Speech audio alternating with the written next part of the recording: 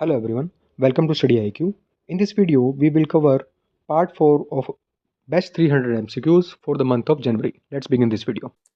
Recently, which of the following organization has developed Entity Locker, a cutting-edge digital platform which is designed to transform the management and verification of businesses organization document.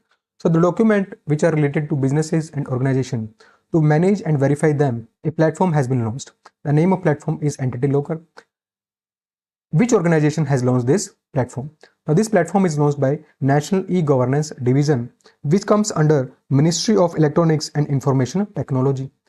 This division was developed in 2009, and headquarters of this division is located in New Delhi. Clear? Now talking about this platform is a secure and cloud-based solution. Cloud-based solution means some kind of storage facility will be provided under this platform on internet. Okay. Now this will help the entities in storing, sharing, and verification of their documents. Now the entities which can take help or benefit of this platform are large organization, corporation, MSME, trust, startups, societies, etc. Now, the platform is a critical component of India's digital public infrastructure. Okay. Now, what are the other things which this platform is offering? It offers the real-time access. So anyone can access their document on real-time basis. Also, they can verify their document from this platform. Another important another important thing that this platform is offering is 10 GB of encrypted cloud storage. So storage facility of around 10 GB will be provided for secure document management. Third one is legally valid digital signatures for authenticating documents. So to authenticate their documents, a legally valid digital signatures would also be provided under this platform. Now, what is the aim of this platform? The aim of this platform is to minimize the administrative overhead, reducing the processing time.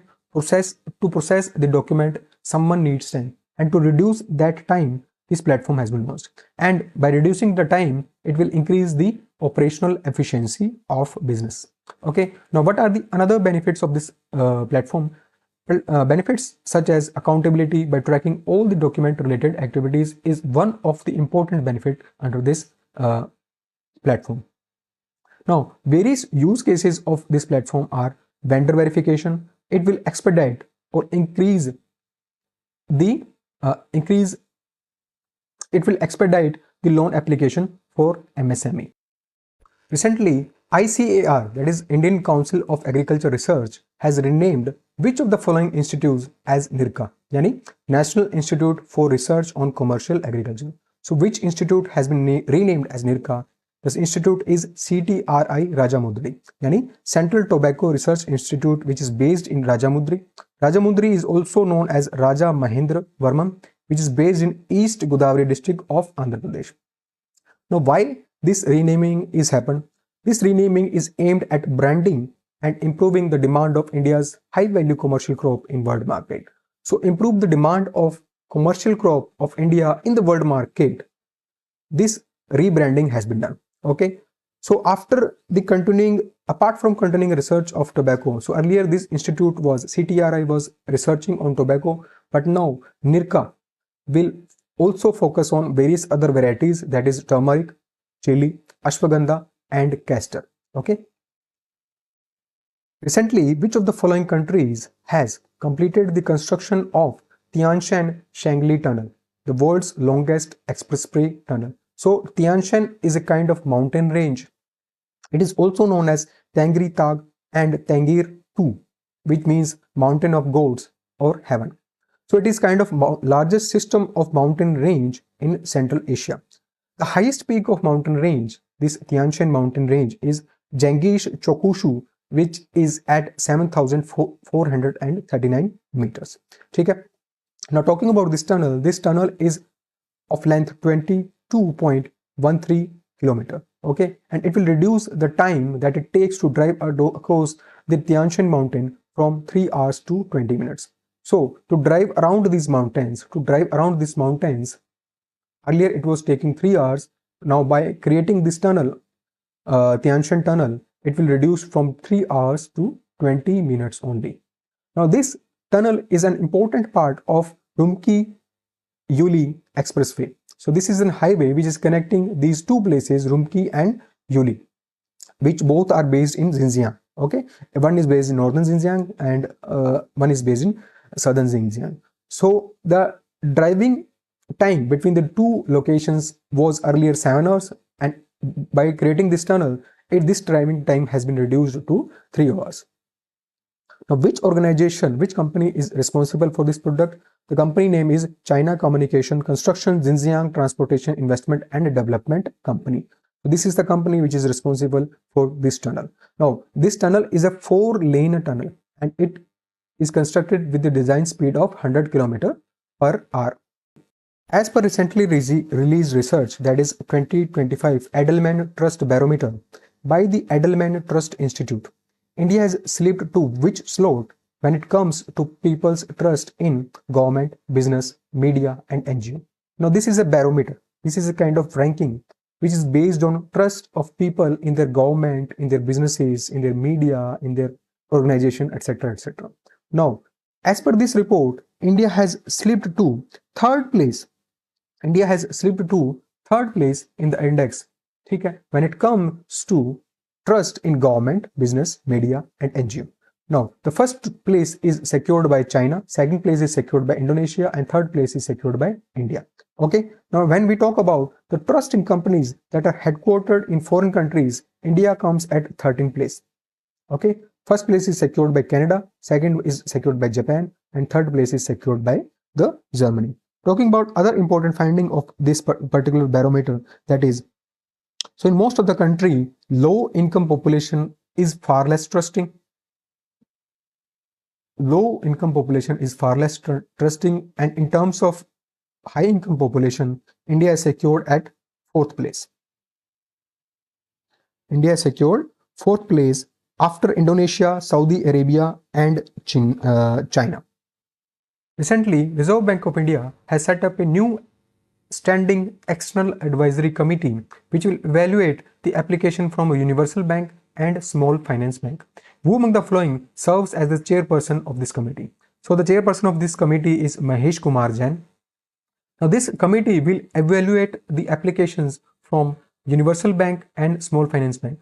Now what is small finance bank? Small finance banks are those banks which provide financial services to underserved communities. Okay, to underserved communities, and universal banks are those banks which provide wide range of financial services beyond commercial banking and investment banking like insurance. Okay, so the chairperson of this committee is Mahesh Kumar Jain. Other members of this committee is Revathi Iyer, Hemant G. Contractor, Parvati B. Sundaram, and N.S. Khanna. Tenure of this committee is 3 years, and the secretarial support to this committee will be provided by Reserve Bank of India's Department of Regulation.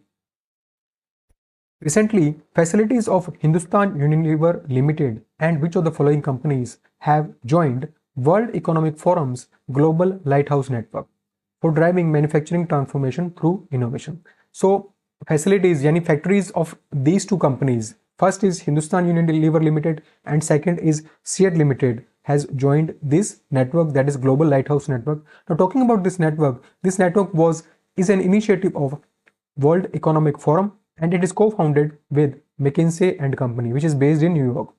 This network was launched in 2018, and the aim of this network is to enhance the performance of manufacturing and supply chain by adopting 4IR technologies. 4IR technologies means Fourth Industrial Revolution technologies. These are kind of future technologies like artificial intelligence, machine learning, etc. So by using these technologies, this network aims to enhance the performance of manufacturing and supply chains.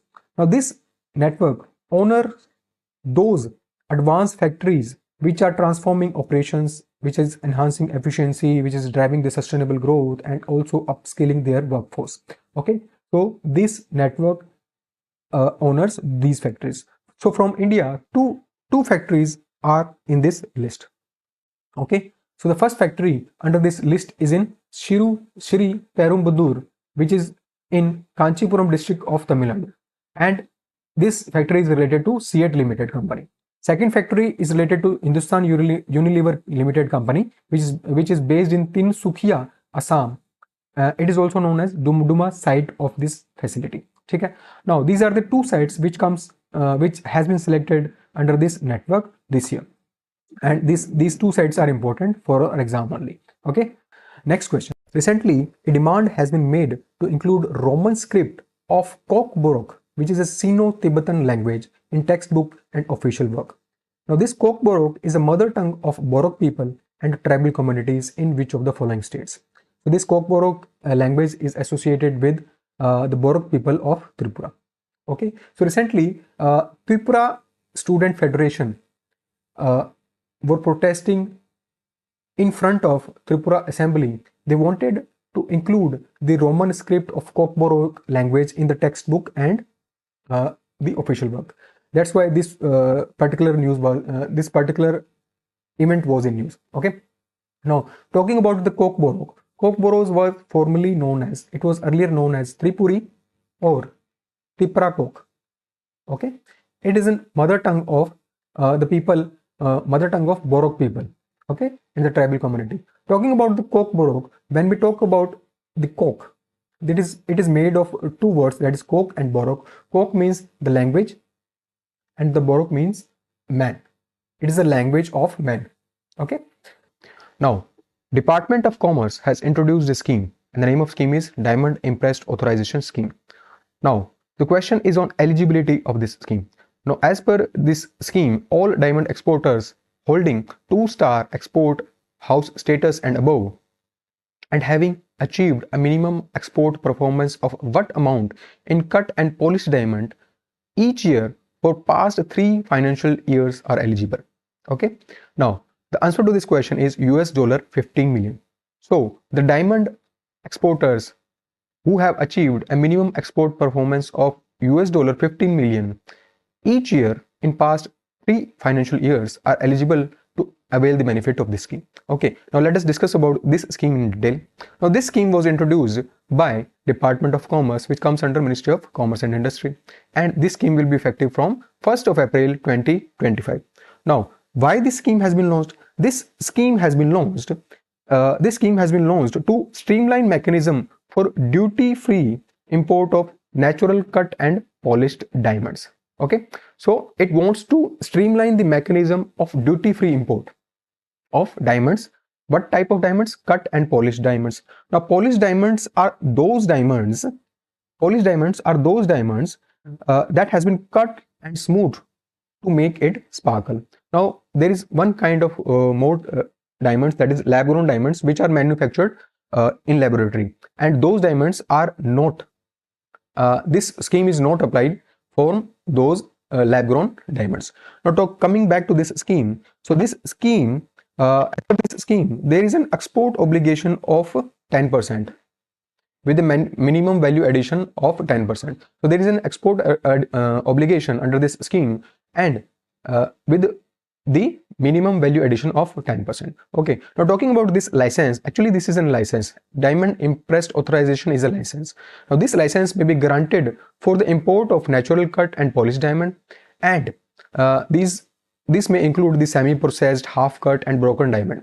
Now, the main thing in this is each diamond should weigh not more than 1/4 of carat, means 25 cents. Now, what does this carat mean? Now, carat means some kind of carat means it is a unit of measurement.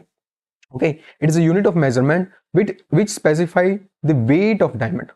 Okay, which specify the weight of diamond. So 1 carat is equal to 200 milligram. It means 5 carat is equal to 1 gram. Okay, so 1/4 of carat, the diamond which we are importing under this scheme, their weight should not be more than 1/4 of carat or 25 cents as per this scheme.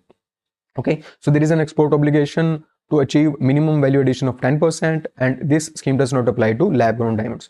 Now, talking about the eligibility of this scheme, the exporter should have 2-star export house status or above. Now, what is this status?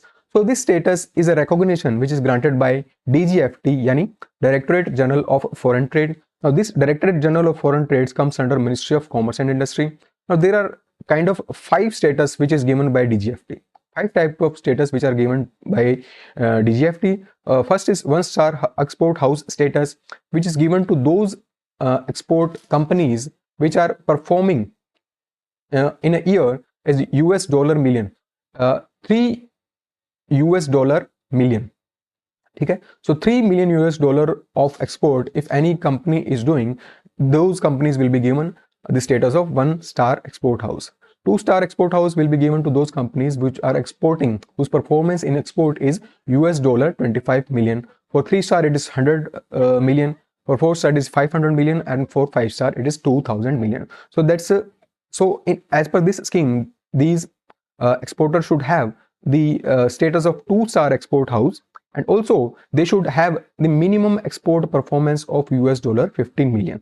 Okay, 15 million in cut and polished diamond each year in the past 3 financial year. So in the past 3 financial year, for example 2021, 22 and 23, so past 3 financial years, each year they should have the export performance of 15 million US dollar, 15 million each. Okay, now talking about the export obligation, this export obligation of these export obligation to achieve a minimum value addition of 10% should against each export consignment should be fulfilled within a period of 6 months from the date of clearance of such consignment. Okay, and all import and export shall be made only through Mumbai airports. Okay. Recently, which of the following numbering series has Reserve Bank of India mandated banks to use call customer for transactional purpose to prevent the financial frauds? So recently, Reserve Bank of India has mandated bank to use a numbering series to call customer, okay, for transactional purposes, so that they could prevent the financial fraud. Okay, so the numbering series is for transactional purpose is 1600XX. Okay, and for promotional voice calls, it is 140XX. So why this numbering series has been introduced? See, there are kind of financial fraud which has been increased day by day.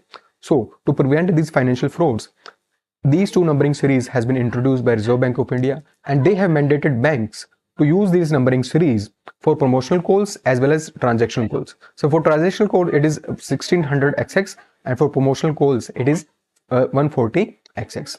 Recently, United States Bureau of Industry and Security has removed 3 prominent Indian nuclear entities from its restrictive entity list with an aim to strengthen bilateral ties between India and USA, and also focuses on promoting advanced energy cooperation.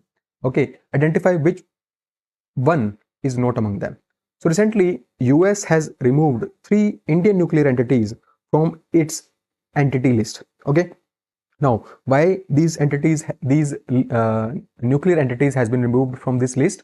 Because they want to improve the bilateral ties between these 2 countries, between India and USA, and also they want to promote the advanced cooperation in nuclear science or nuclear energy between the 2 countries. Okay, so the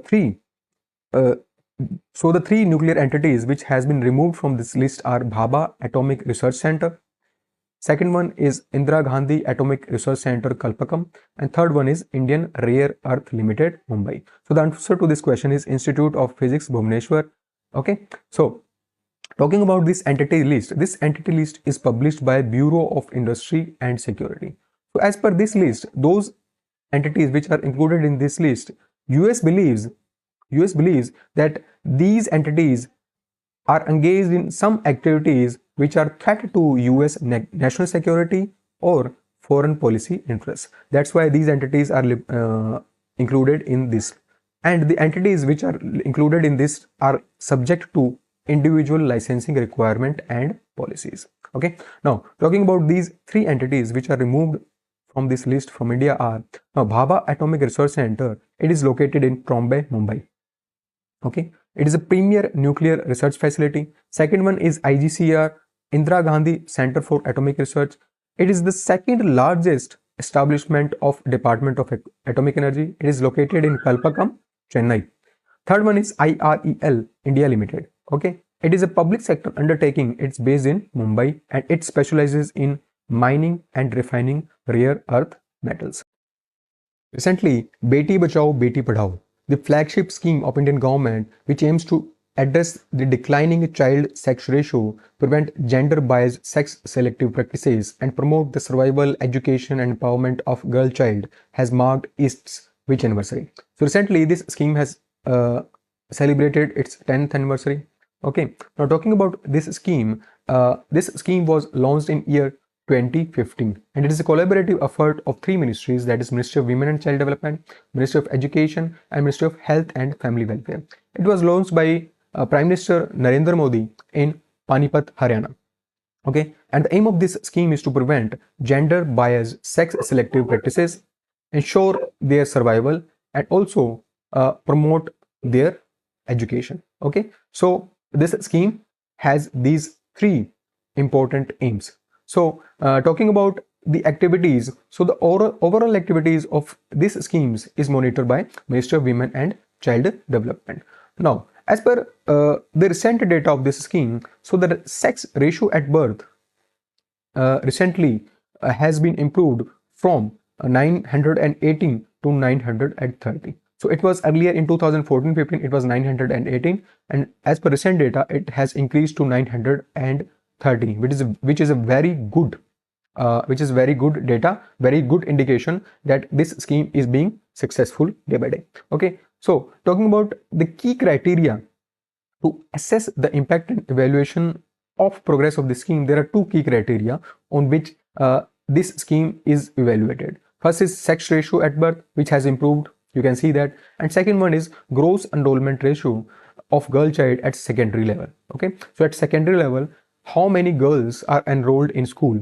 This is the second criteria to assess the impact of this scheme. Okay, now talking about other key developments under this scheme, so the increase in girls enrollments. So as per the recent data, in 2014-15, there were 75.51% gross enrollment ratio. So the gross enrollment ratio was 75.51%, and it has increased to 78% in 2023-24. Okay, and the number of institutional deliveries has also increased. Earlier, it was 61% in 2014-15, and in 2023-24, it is over 97.3%, which is a very good data. Okay, so this is all about this scheme. According to recent information, which of the following state is set to become the first state in India to implement UCC, yani Uniform Civil Code, as the state government has approved the UCC rule manual. Okay, so the state which is going to be the first state to implement UCC in India is Uttarakhand. Now, okay, now what is UCC, Uniform Civil Code? So as per Indian Constitution, it is mentioned under Article 44 of Indian Constitution, which advocates Uniform Civil Code for all citizens. Okay, for all citizens. Now, Uttarakhand is second state in India to implement this. Second state in India. Here I am telling you that it is the first state in India. So first state in independent India. Overall, it is second state. Overall, it is second state. So which state was the first state? First state was the Goa. It was before independence that Goa implemented UCC in it. Okay. Second state is Uttarakhand, and for independent India, it is Uttarakhand is the first state to implement the UCC. Now, talking about the key highlights of this UCC. So this UCC will establish to set some uniform personal law, which will be applied to all the citizens irrespective of their religion, gender, or caste. Broadly, these UCC, these codes will cover marriage, divorce, adoption, inheritance, and succession. And this UCC will not implemented to state tribal communities as they have their unique cultural practices. Okay, this UCC, this code of Uttarakhand has 392 sections which are included in 7 schedules, and the draft is prepared by 5-member expert committees headed by Ranjana Prakash Desai. Okay, now talking about the highlights of this UCC, UCC mandates marriage registration. Okay, so each marriage in Uttarakhand must be registered. Okay, there is a prohibition on bigamy. For example, if an individual has entered into the second marriage while his or her spouse is alive, that will be strictly prohibited. There are equal divorce rights. Both husband and wives would have from all religions will have the equal right to seek the divorce. Sons and daughters from all religious communities will have equal right to inherit the property. There will be no discrimination on inheritance. Live-in relationship in state should be registered, and the child born from such relationship will have all equal rights to inheritance. Okay, the polygamy is banned. Okay, and registration of marriage is approved. It is mandatory, and the children who are born from surrogacy or assisted reproductive technology will be treated equally to biological children. So this is all about the UCC of Uttarakhand. Recently, Manipur, Meghalaya and Tripura has celebrated their statehood day on which of the following dates. So on 21st of January, these three states has celebrated their 53rd statehood day. Talking about the constitutional provision of formation of state, as per Article 2, the Parliament is empowered to admit into the Union of India or establish new state on such terms and conditions it thinks fit. Article 3 states that it can change the existing state of Union of India. Okay. Now, talking about these three states, Manipur and Tripura were merged into India in 1949. Okay, earlier it were given the status of Union Territory, and Meghalaya earlier was a part of Assam. These three states, yani Manipur, Tripura and Meghalaya, were become the full-fledged states on 21st of January 1972. Recently, ISRO has announced that the team of research scientists had successfully completed the demonstration of restart of Vikas liquid engines. Now, this engine is conceived and developed by LPSC, that is Liquid Propulsion System Center, which is located in Thiruvananthapuram, Kerala. Now, what is this restart test of Vikas liquid engines? So basically, these liquid engines are actually, there are two types of engine, rocket engine. First one is liquid engine, second one is solid engine. So liquid fuel is provided to the engine, and that is known as liquid engine, and when solid fuel is there, that is known as solid engine. Now this is a liquid engine. Okay, liquid engine. Now in this test, first of all, there was engine was ignited for 60 seconds. It means first 1 minute. For 1 minute, engine was ignited, but later on, after 1 minute, this engine was stopped or shut off for 2 minutes. For 120 seconds, this engine was shut off, and later on it was restart for 7 seconds, and all this process was very smooth and normal as expected. Now, how this restart will help ISRO in its mission? It will improve the efficiencies of rocket, it will take them further, and it will use the less fuel during the flights. Okay, now talking about this Vikas liquid engines, these engines are named in honor of Vikram Ambalal Sarabhai. So in honor of Vikram Sarabhai, these engines are made, and it is developed by Liquid Propulsion System Center of ISRO, which is located in Thiruvananthapuram, Kerala. Okay, now these engines have two kind of fuel engine capacity. First is of 40 ton and second one is of 55 ton. Recently, virgin coconut oil from which of the following states or union territory has received GI tag, geographical indication tag? So recently 7 products has received the GI tag. We'll discuss this in detail. So you have to tell me virgin coconut oil is associated with which of the following states or union territory? This is associated with Andaman and Nicobar Island. Now talking about the seven products, first one is Nicobari mat. It is also known as Chatrai Helou. Okay? It is made up from sun-dried screw pine leaves. Second is Nicobari hut. It is also known as To Chanvi Pati Nei Hupul. Okay. Third one is Nicobari Hodi craft. Fourth one is Padok furniture craft. Okay. Fifth one is Nicobari Tavi A Nagage. It is also known as virgin coconut oil. Okay. And sixth one is Andaman and Nicobar coconut, and the last one is Andaman Karen Musli rice. Okay. It is a traditional food crop of Andaman Island. Okay. And it is cultivated by the Karen community for generations. So these are the 7 products these are the 7 products which recently has received the geographical indication tag. Now, what is this geographical indication tag? Now, this tag is used to identify goods which have these special characteristics. So the goods which have these special characteristics, this tags is given to those products. Special characteristics. Now, this tag is valid for 10 years, following which it has to be renewed. Recently, OTEC, a startup in consumer electronics and computer accessories, has unveiled India's first AI integrated mouse, which is designed to enhance productivity and enable effortless multitasking. What is the name of this mouse? The name of this mouse is BM09. It is developed by OTEC. Now, OTEC is a company which is founded by Prashant Bora, and it is a venture under Bora Multicorp Venture, which is based in Pune, Maharashtra. Now, talking about the features of this mouse has an AI button. When we click that button, it will give us the instant access of OTEC's AI software. Okay. Second important feature of this product is it is equipped with OCR button. OCR means optical character recognition. So this will recognize the optical character, which will transform images to text instantly. Okay. There is a voice button in this mouse which will do this seamless voice typing and commands. So there will be kind of voice typing. When we speak, it will type too on the keyboard, on the screen. Okay. And the important highlight of this mouse is the translation button.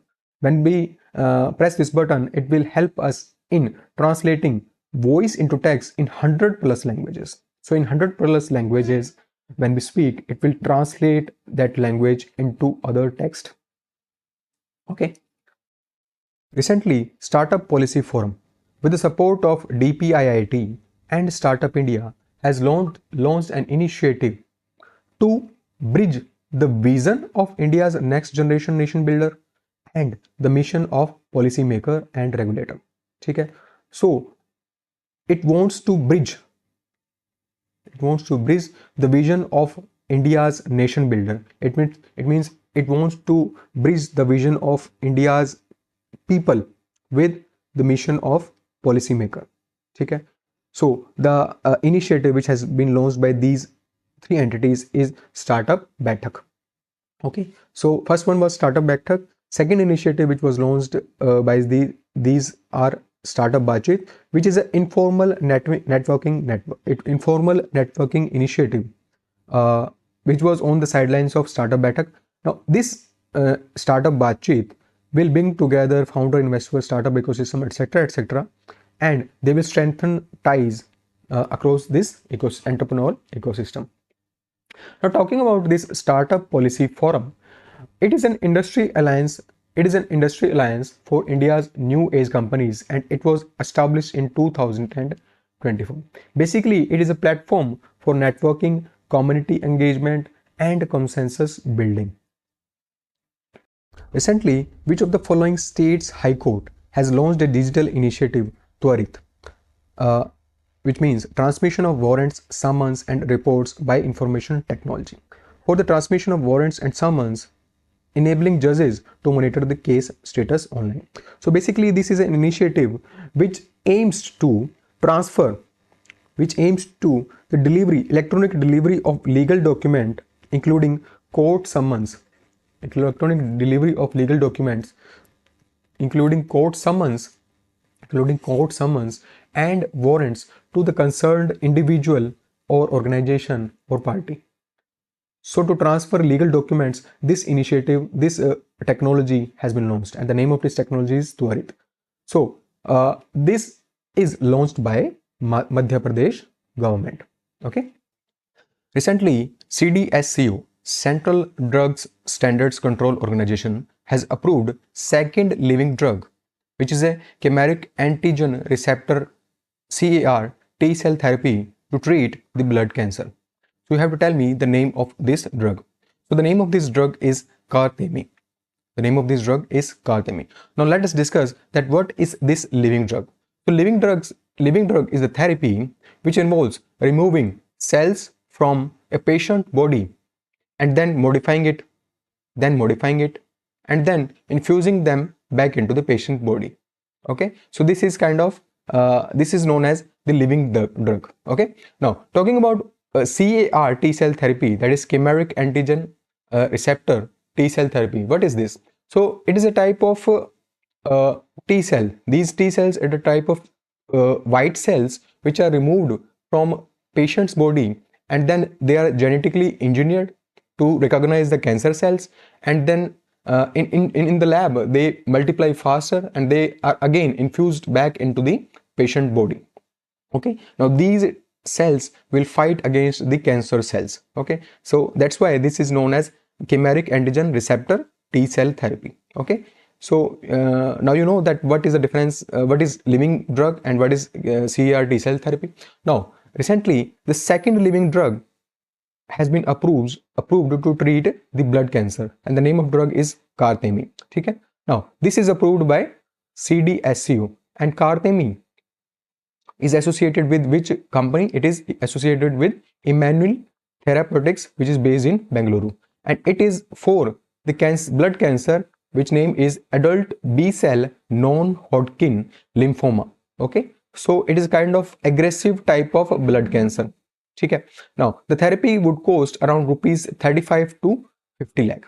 So let me tell you one more thing, that in 2023 CDSO has also approved a CAR T cell therapy that was known as Nex CAR 90. Okay, and it was given by Immuno Act, which is a company incubated at IIT Bombay. So this therapy was also for the leukemia. Leukemia means blood cancer. Talking about CDSCO comes under Ministry of Health and Family Welfare, and it is a regulatory body for cosmetic, pharmaceutical and medical devices.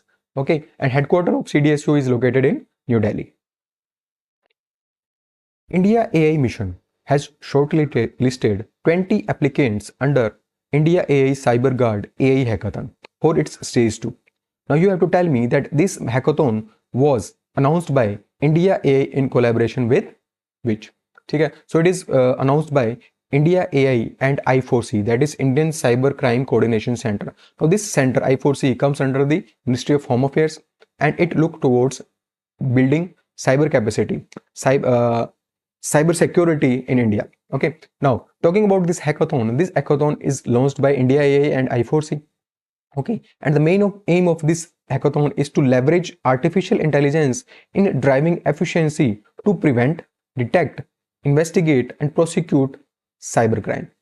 Okay, so it want to build efficiency towards cybercrime. Okay, to prevent people from cybercrime, to detect cybercrime before it happens, and to investigate and prosecute towards this. Okay, now the participant who have the opportunity under this hackathon, the participant have the opportunity to design, implement some sophisticated artificial intelligence model to enhance the effectiveness of cybersecurity in the country. Okay, now talking about the stages of this hackathon, there are 3 stages in this hackathon. First stage will held in virtual mode, second in person. There is a 3-day hackathon for top 20 teams. So this is the second stage in which top 20 teams are selected, and it is a 3-day hackathon. Okay, and for the final stage, that is stage 3, top 3 teams will be selected. Okay, now what are the prizes and incentives for this hackathon? First prize is of rupees 25 lakh. So up to rupees 25 lakh will be provided, and there will be opportunity given to develop a solution for national rollout. Second prize is of up to rupees 7 lakh. Third prize is of rupees 3 lakh. And also there is a special prize of rupees 5 lakh for all women team. As per recently released report, Brand Finance IT Services 2025 ranking, India has secured second position, contributing 36% of the total brand value. Now you have to tell me that which of the following countries has topped this ranking. So these rankings are topped by United States. Now talking about the brand value by country, as per this report, United States had topped the ranking with the brand value of 41.7%. India has secured the second position with 36.1% of the brand value, and Japan has secured the third position with 9.5% of the brand value. Now, talking about the companies, which are topped in brand value, first one is Accenture, which is based in United States with the total brand value of 41.5 billion US dollar. Okay. Second one is TCS, that is Tata Consultancy Services, which is based in India, and its brand value is 21.26 billion US dollar. Third one is Infosys, which is based in India, and its brand value is US dollar 16.3 billion. So these are the top three countries and top three companies which are top in brand value as per this report in 2025. Okay. Now, talking about the brand finance. So what is this brand finance? So brand finance is a brand valuation consultancy whose headquarters is located in London. Some other key takeaways from this report: that collective brand value of top 25 IT services brand is US dollar 163 billion. Okay. So as per the report, Accenture is the most valuable IT services brand for 7th consecutive year. So these are the important key takeaways from this report.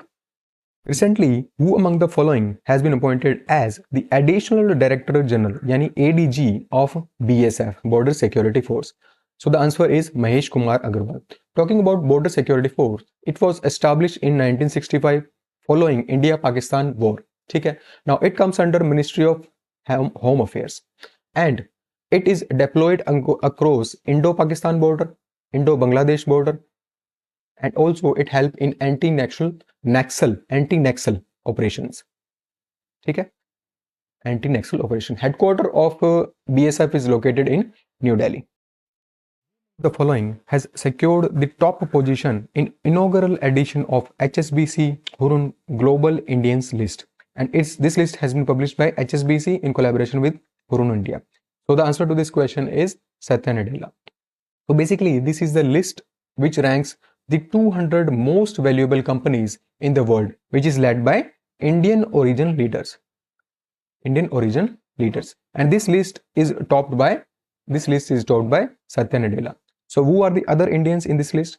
Satya Nadella is on top, who is currently the chairman and CEO of Microsoft, and the company is valued at $3,146 billion.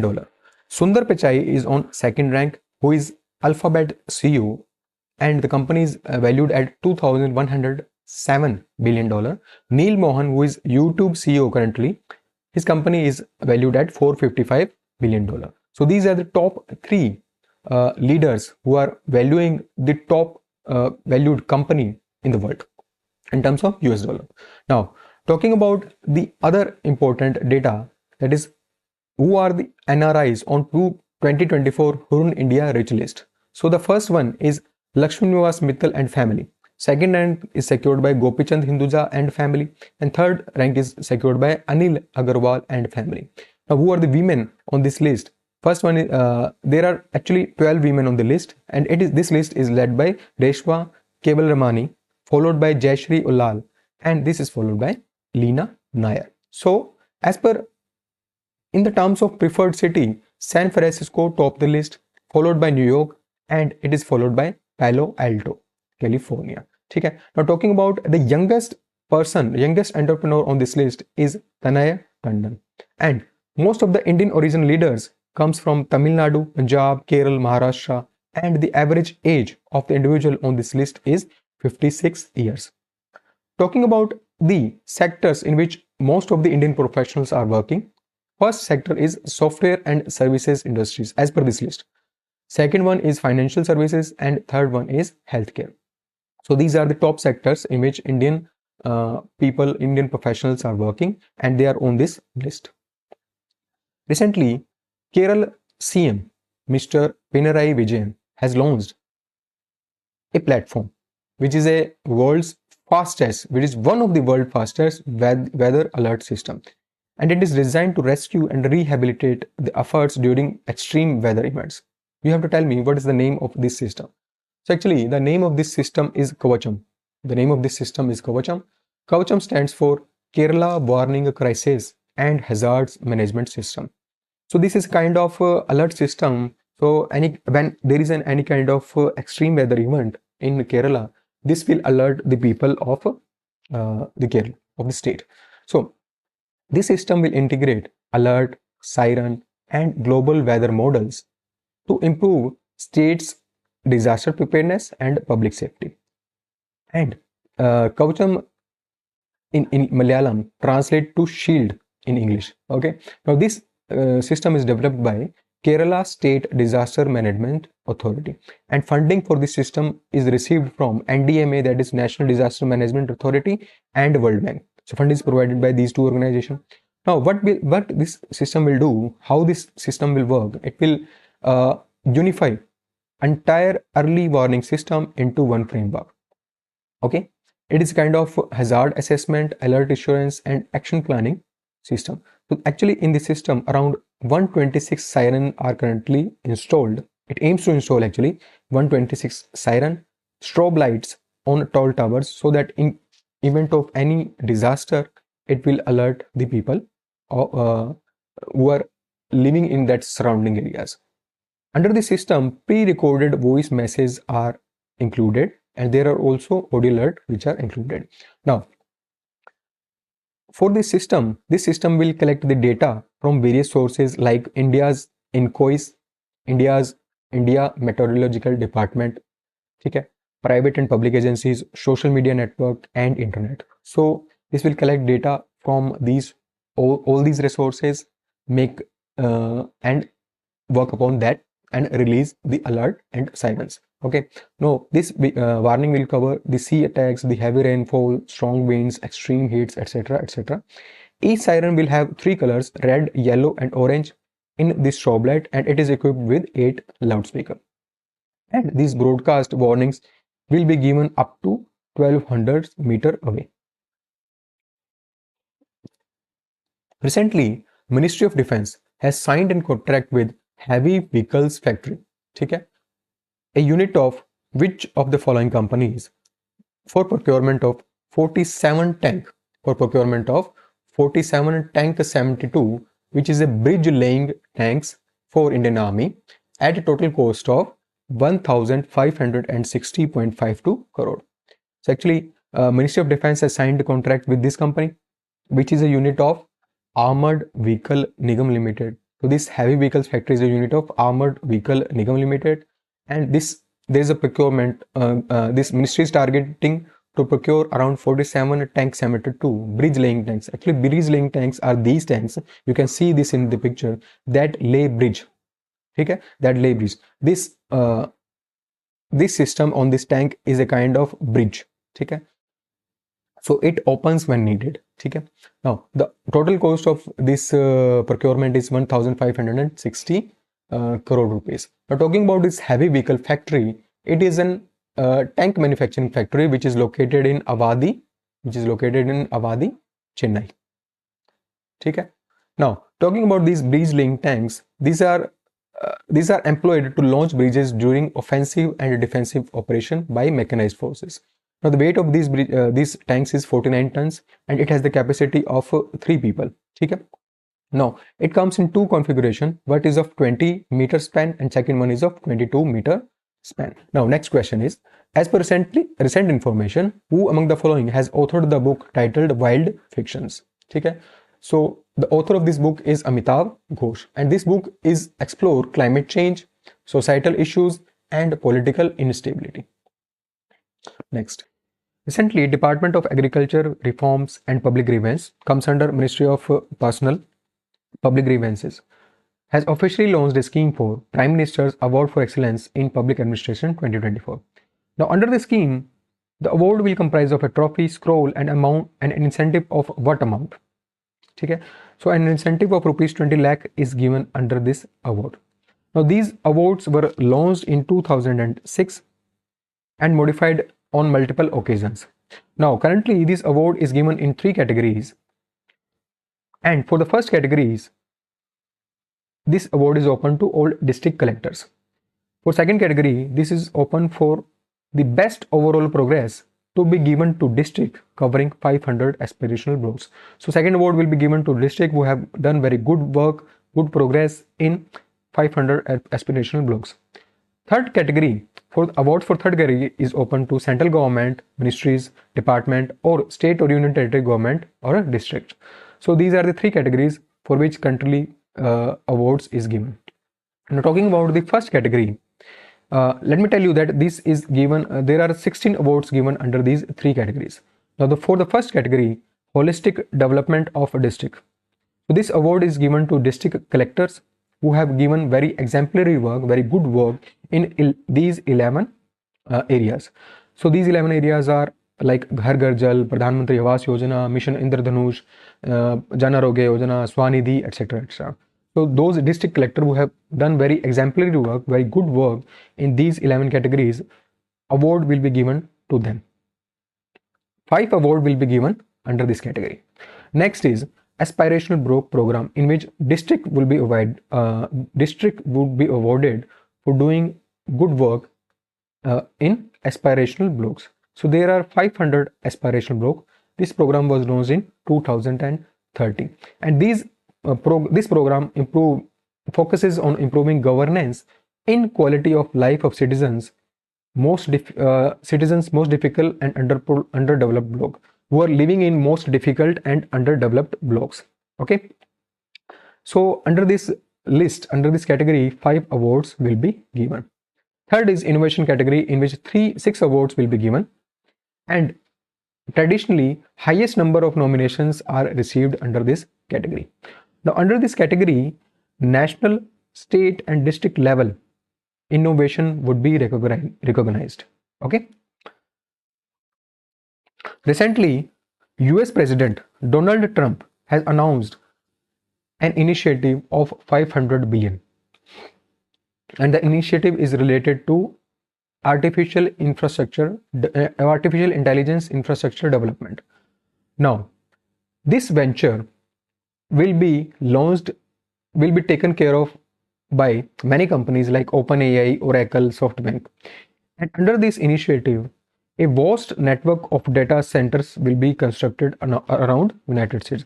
So in US, a vast network of data center will be developed under this initiative. You have to tell me that what is the name of this initiative. So the name of this initiative is Stargate. Okay. Now these are the CEO of these 3 companies, that is OpenAI, Oracle and SoftBank. Now the venture Stargate brings together many tech giants like OpenAI has headquarters in San Francisco, Oracle headquarters in Austin, SoftBank headquarters in Tokyo. Okay, they want to construct a vast network of data center in United States. So in United States, data center network will be developed. Lead partners are SoftBank and OpenAI. And SoftBank will provide the financial responsibility will be given to SoftBank, and OpenAI will have the operational responsibility. Other partners are MGX, which is a technology fund.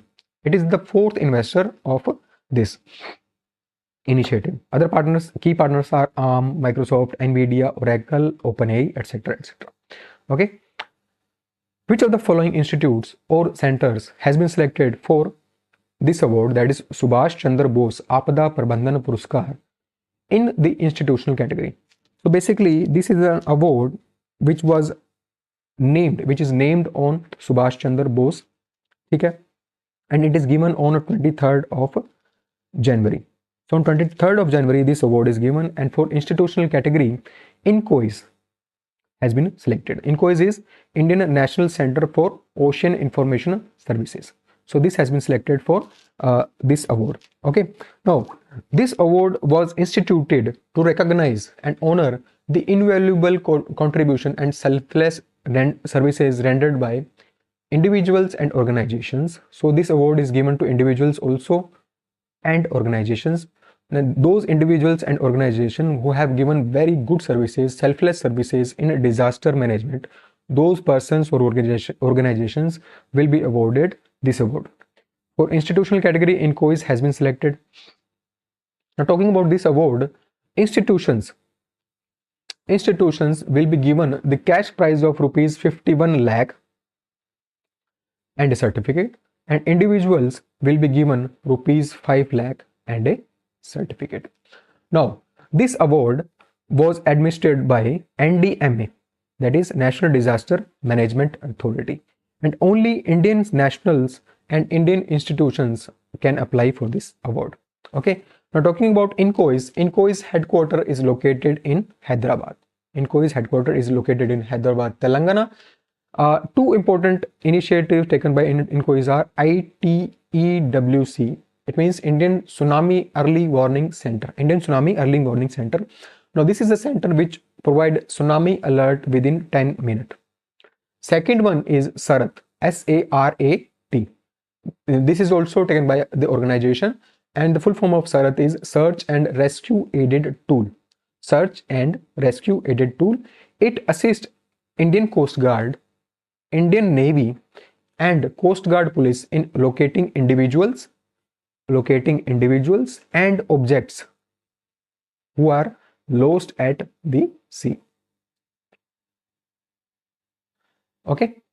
Next, recently, which of the following institutes has established Center for Biodegradable Packaging to develop zero waste bioplastic?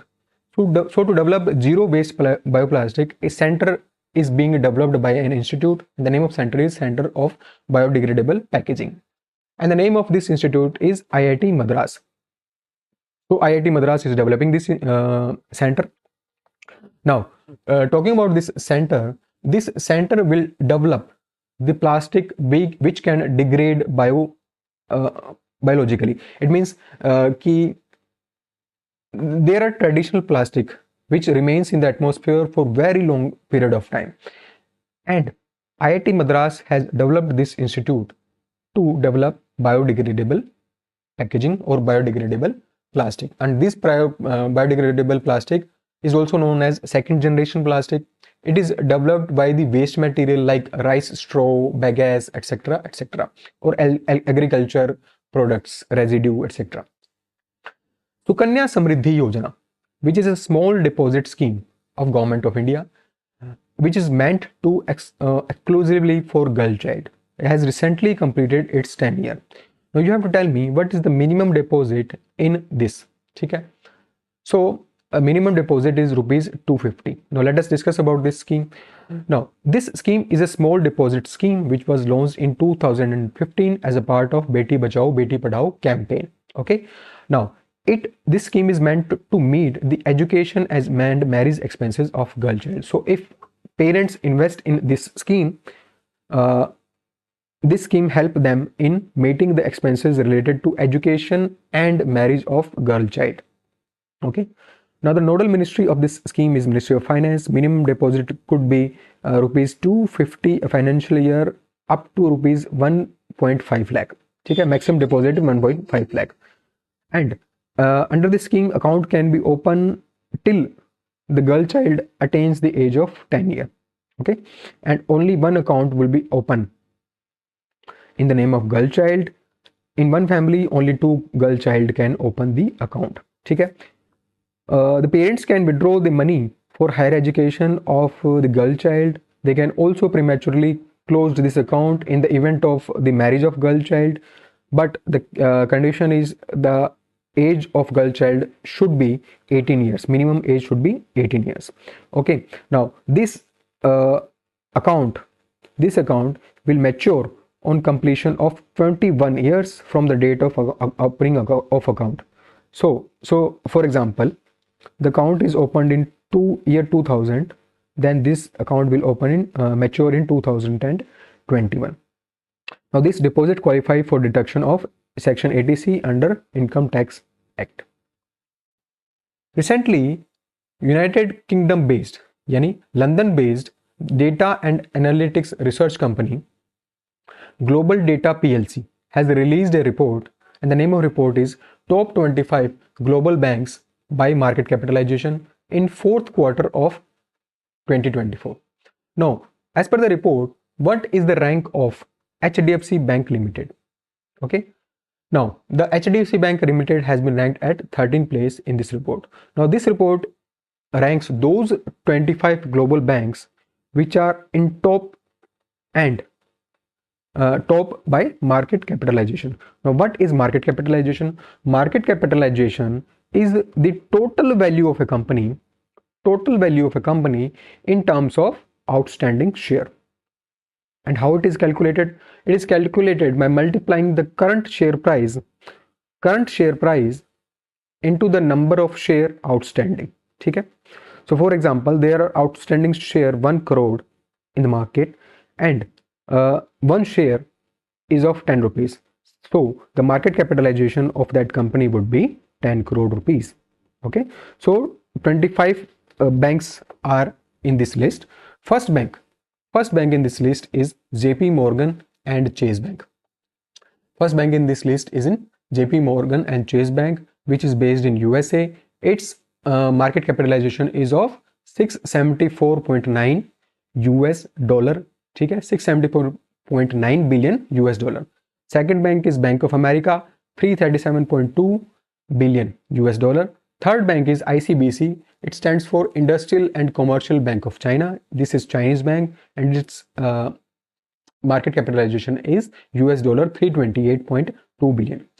HDFC Bank is at 13th place. Its market capitalization is US dollar 158.5. Okay. Next is ICICI Bank from India, which is at 19th place. Its market capitalization is this. And next is State Bank of India. It is at 24th place. Its market capitalization is US dollar 82.9 billion. Recently, which of the following organization has developed two innovations, and the name of innovations are radar absorbing Nirala laminate and Adrishya RAM paint. Okay?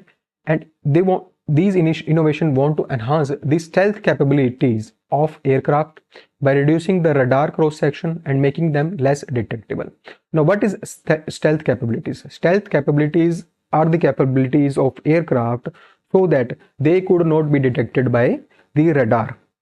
So that is known as the stealth capabilities. So for this, to improve the stealth capabilities of aircraft, two initiative has been launched by CSIR NAL, that is National Aerospace Laboratory. Okay, now these two initiatives are Nirala laminate. Nirala stands for Nirantar radar absorbing laminate. So it is a kind of a radar absorbing structure which will absorb the radar. Okay, and its absorption rate is 80 to 99%, which is a very good rate. Okay, it is actually a multi-layer epoxy resin based composite.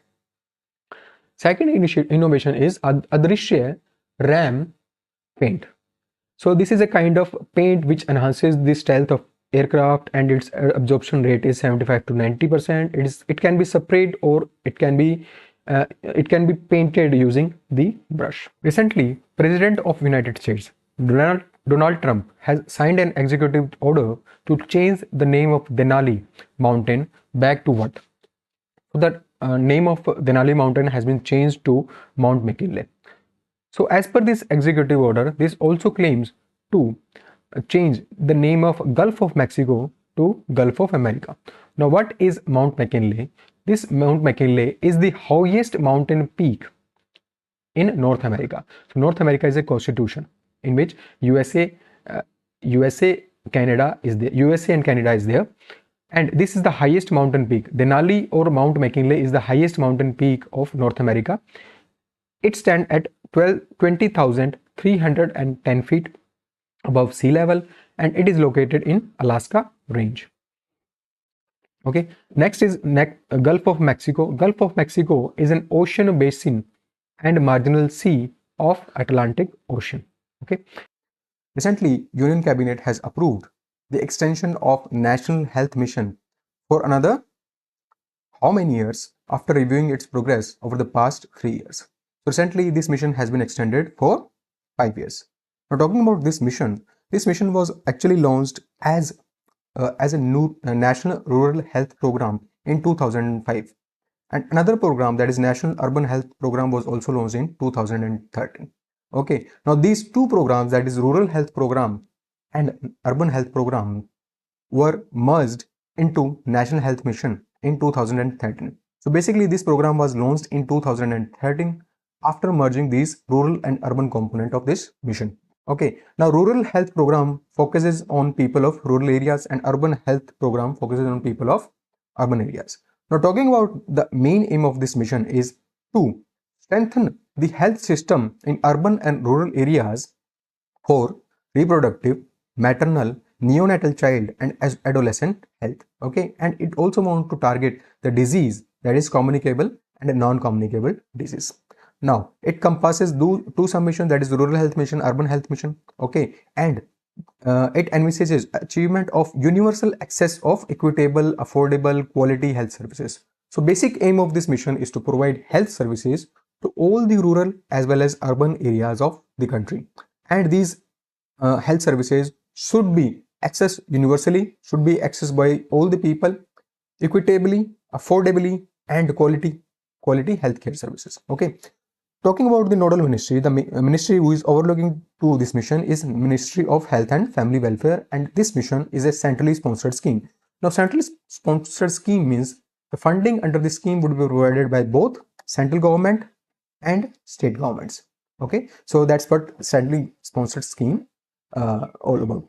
Now, target under this mission are to reduce maternal mortality rate to 1 by 1000 live births. Now, maternal mortality rate is that rate under which female who is in pregnancy or during the childbirth died, and this is count as 1.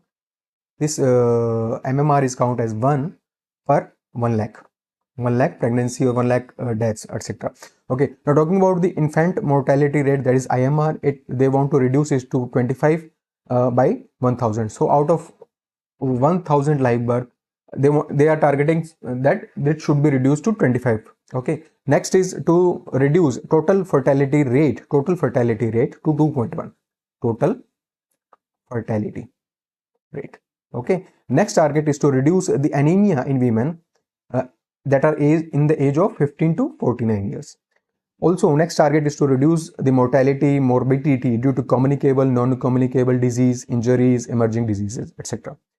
Also, this target want to reduce the household out-of-pocket expenditure that they are the expenditure they are paying for their health, to maintain their health. Okay, they also want to reduce this under this mission.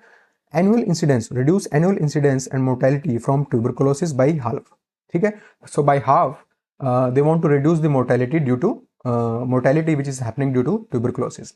Next is to reduce the leprosy less than 1 on every 10,000 population, reduce malaria incidence less than 1 on every 1,000 malaria incidence, less than 1% microfilaria prevalence in all district. Next is Kala Azar elimination by 2015. Now, this is what National Health Mission is all about. Now, talking about what are the progress or key achievement as per recent data. So, as per recent data, MMR, that is maternal mortality rate, has been reduced from 130 in 2014-16 to 97 per 1 lakh in 2018-20. So, this has been reduced significantly. Infant mortality rate, which was 39 in 2014 per 1000 live birth, it has reduced to 28. Under 5 mortality rate has declined from 45 to 32. So this is what we have achieved by implementing this National Health Mission. Recently, India has officially joined the medium altitude long endurance remotely piloted aircraft system, that is MAIL RPAS, and it is also known as Eurodrone program, as an observer state. So as an observer state, India has joined this program, Eurodrone program. Okay, now you have to tell me that which organization from India is representing India in this program. So in this program, Aeronautical Development Establishment, which comes under the DRDO, is representing India in Eurodrone program. Now talking about the Eurodrone program, this program was launched in 2016. Okay, and it is a remotely piloted aircraft system. So it is a kind of drone, okay, which can be piloted remotely. Okay, and it is designed for long endurance mission as per the Eurodrone program. So for single load of fuel, the aircraft can stay in air for 40 hours. Okay, so as per this program. Now, as per this program, drones are expected to enter the service in 2030. Okay. Now, it is equipped with twin engine configuration. So there will be two engine in this aircraft. Okay. And this program is valued at euro 7.1 billion. Okay. Now, talking about the India as an observer state has joined this program. Okay. And this program is managed by OCCAR, that is Bonn based organization for joint armament corporation. So this OCCAR organization is looking towards this program. Now OCCAR is based in its headquarters is in Bonn, Germany. Okay, and it is led by this program is led by this company, that is TOF Kitchen, which is based in Germany. It is an actually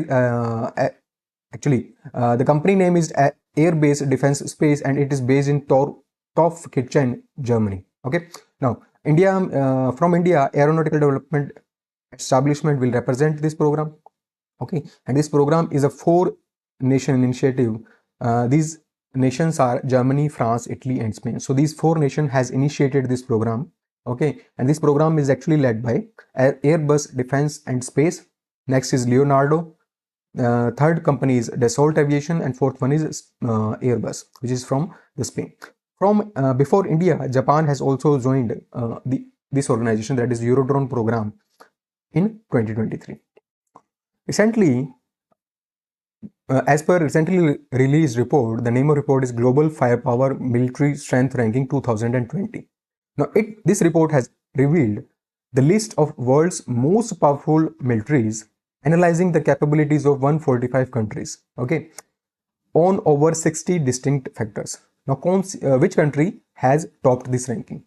So the country which has topped this ranking is United States. So United States had topped this ranking. Now talking about this ranking, so this ranking is given by in website name is globalfirepower.com.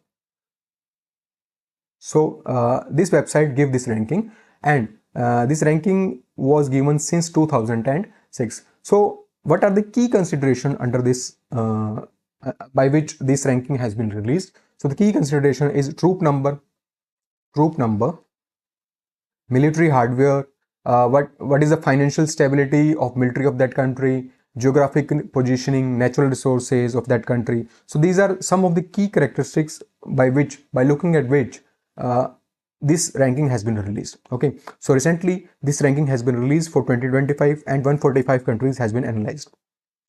United States has secured the first rank in this ranking. United States was at first rank. Second rank was secured by Russia. Third rank is secured by China. Fourth rank is secured by India in this ranking. So can you remember this? Fourth rank is secured by India. Talking about the bottom of this ranking, at the bottom position is Bhutan. Above that is Benin, and above that is Central African Republic. So these are the 3 last countries under this ranking.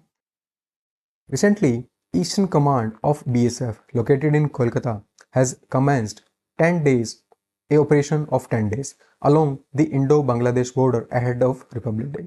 So ahead of Republic Day, an operation has been commenced by BSF in Eastern Command. Okay. Now, so the name of this operation first is Operation Alert.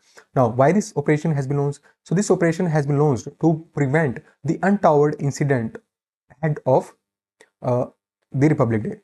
So you all know that recently the relations between India and Bangladesh has been some kind of so to prevent this to prevent the untoward incident before the Republic Day, this operation has been launched along the border of India and Bangladesh. Okay, now another important operation which has been launched by BSF is Operation Sard Hawa.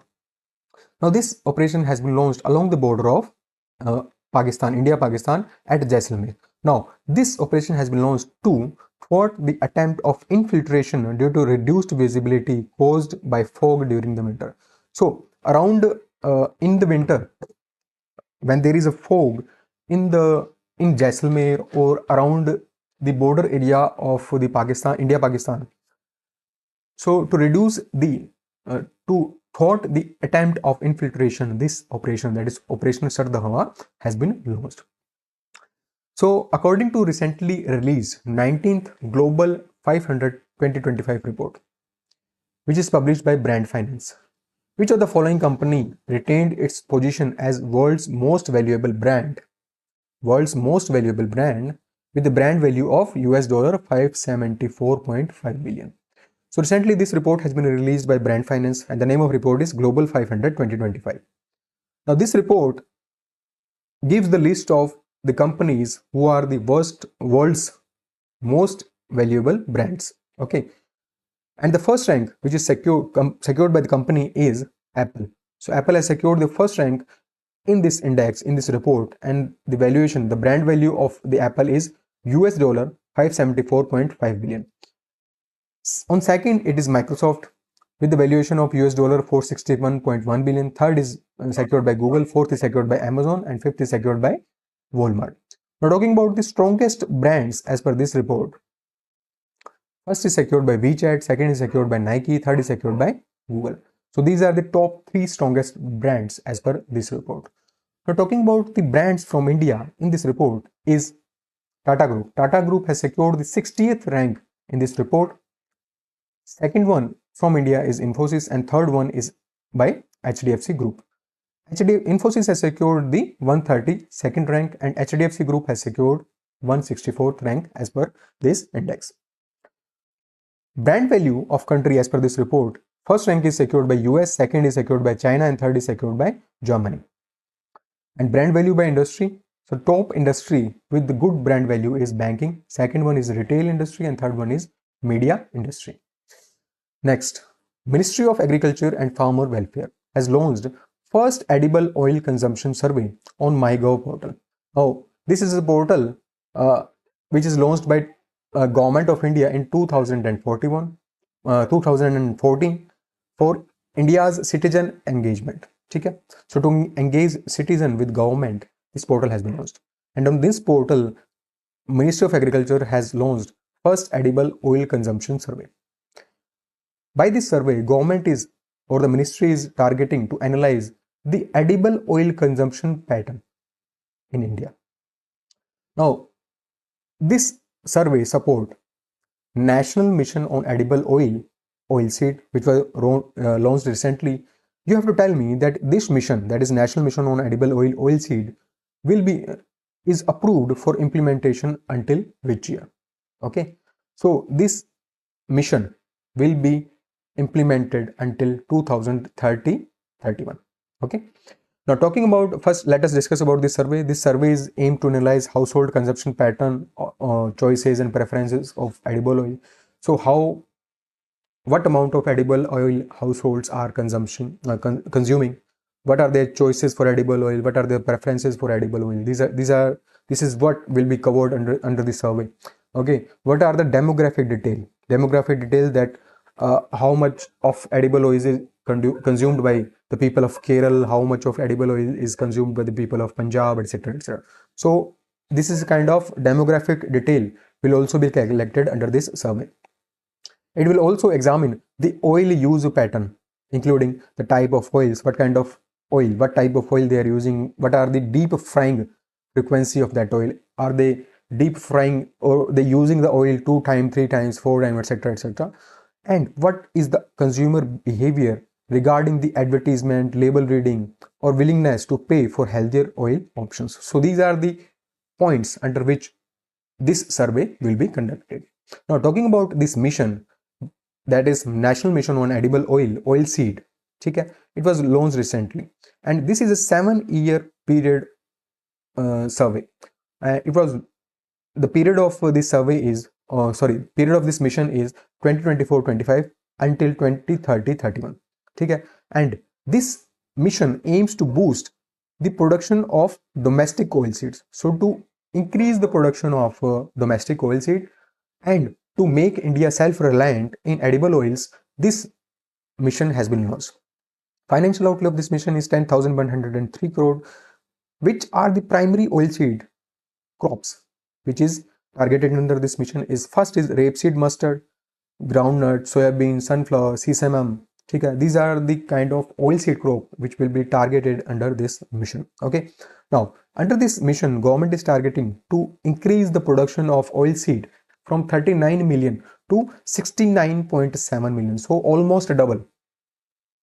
So almost government is wanting to double the production, almost double. So by 2030, 31. Also, it wants to improve the per hectare yield of this oilseed crop. Currently, it is 1353 kg. It wants to increase it to 2112 kg by 2030, 31. Recently, principal bench of NGT, yani National Green Tribunal, has directed Uttar Pradesh government to place the record of status of notifying the Dhanori water body as the wetland. Now, you have to tell me that this wetland, that is Dhanori wetland, is associated with which of the following location? It is situated in Gautam Budh Nagar. Okay, and earlier actually what was done that Uttar Pradesh government has released a notification that we want to declare this Dhanori water body as the wetland. Okay, so you have to tell me that where this Dhanori wetland situated. So this is situated in Gautam Budh Nagar. Now, Greater Noida, Gautam Budh Nagar district of Uttar Pradesh. Okay. Recently, Jammu and Kashmir government has launched a program to conserve which trees which are threatened by urbanization. This program aims to create a comprehensive database with geotags and QR codes to track their location, health, and growth pattern. So the trees which are covered under this program is Chinar trees. Now talking about this program, the name of the program is Digital Tree Aadhaar Initiative. Now under this program, a comprehensive database of Chinar trees will be created using geotag and QR codes. And these QR code or geotag is installed on these trees. Why? So that a record of each tree's geographical location, health, and growing pattern could be tracked. Now this project has been launched by Jammu and Kashmir Forest Research Institute. Okay, and it involves geotagging and QR coding of these trees. Recently, Vikram Devdutt, which is Secretary of Ministry of Coal, has inaugurated digital classrooms in government school of across Jharkhand. Okay. Now, these classrooms are a part of DG Vidya program, which is a CSR initiative, yani Corporate Social Responsibility Initiative, by subsidiary of which of the following companies. So this DG Vidya program has been launched by a company, okay, and the name of company is Coal India Limited. So the subsidiary of Coal India Limited has launched this DG Vidya program. Okay, DG Vidya program. Now this DG Vidya program aims to provide the quality education to students who are living in mining areas. So the students who are living in mining areas, this DG Vidya program has been launched, and under this program, this Coal India Limited is aiming to provide them the quality education. Another important program which was in news recently is Project Sambalpur Shikshothan. Now this project is launched in Sambalpur district of Odisha, and under this program, the company wants to improve the educational infrastructure in this district. This program is launched by the Mahanadi Coalfield Limited Company. Mahanadi Coalfield Limited Company. Okay. Recently, National Girl Child Day has been celebrated on which of the following dates? So this day has been celebrated on 24th of January. Okay, and the theme of this day for 2025 is empowering girls for a bright future. Now, first, this day was initiated in 2008 by Ministry of Women and Child Development, and it was launched to create the awareness about empowering the girls, and also it wanted to create an environment so that they could thrive without any barriers of gender discrimination. So these are the two important objectives to launch this day. Recently, Indian Army has launched an advanced battlefield surveillance system, and the name of system is Sanjay, the Battlefield Surveillance System. Now, this system is jointly developed by with which of the following companies? So the name of company is Bharat Electronics Limited. Now, let's discuss about this system. Now, this system named Sanjay is an automated system Now what this will do, this will integrate all the inputs from sensors which are installed at ground or in air. So this will integrate all the input from the sensor which are installed in the battlefield, in the ground or air. It will process them and it will prevent the duplication of the data received by these sensors. It will produce a kind of common surveillance picture to the armed forces so that it can give them the battlefield transparency, and also it will transform the future battlefield. This system will provide the inputs to command and army headquarters. Okay. This system is equipped with state-of-art sensors and cutting-edge analytics. It will monitor the vast land borders, prevent intrusion. It will assess the situation with very good accuracy, and it will prove as force multipliers. So basically, this system has been introduced to provide a clear picture of the battlefield. Okay, this will include the sensors who are based on ground, which are based in air. It will get the input from these sensors. It will process them and provide the clear picture of the battlefield. Now, this system is developed by Indian Army and Bharat Electronics Limited. Now, Bharat Electronics Limited is a PSU.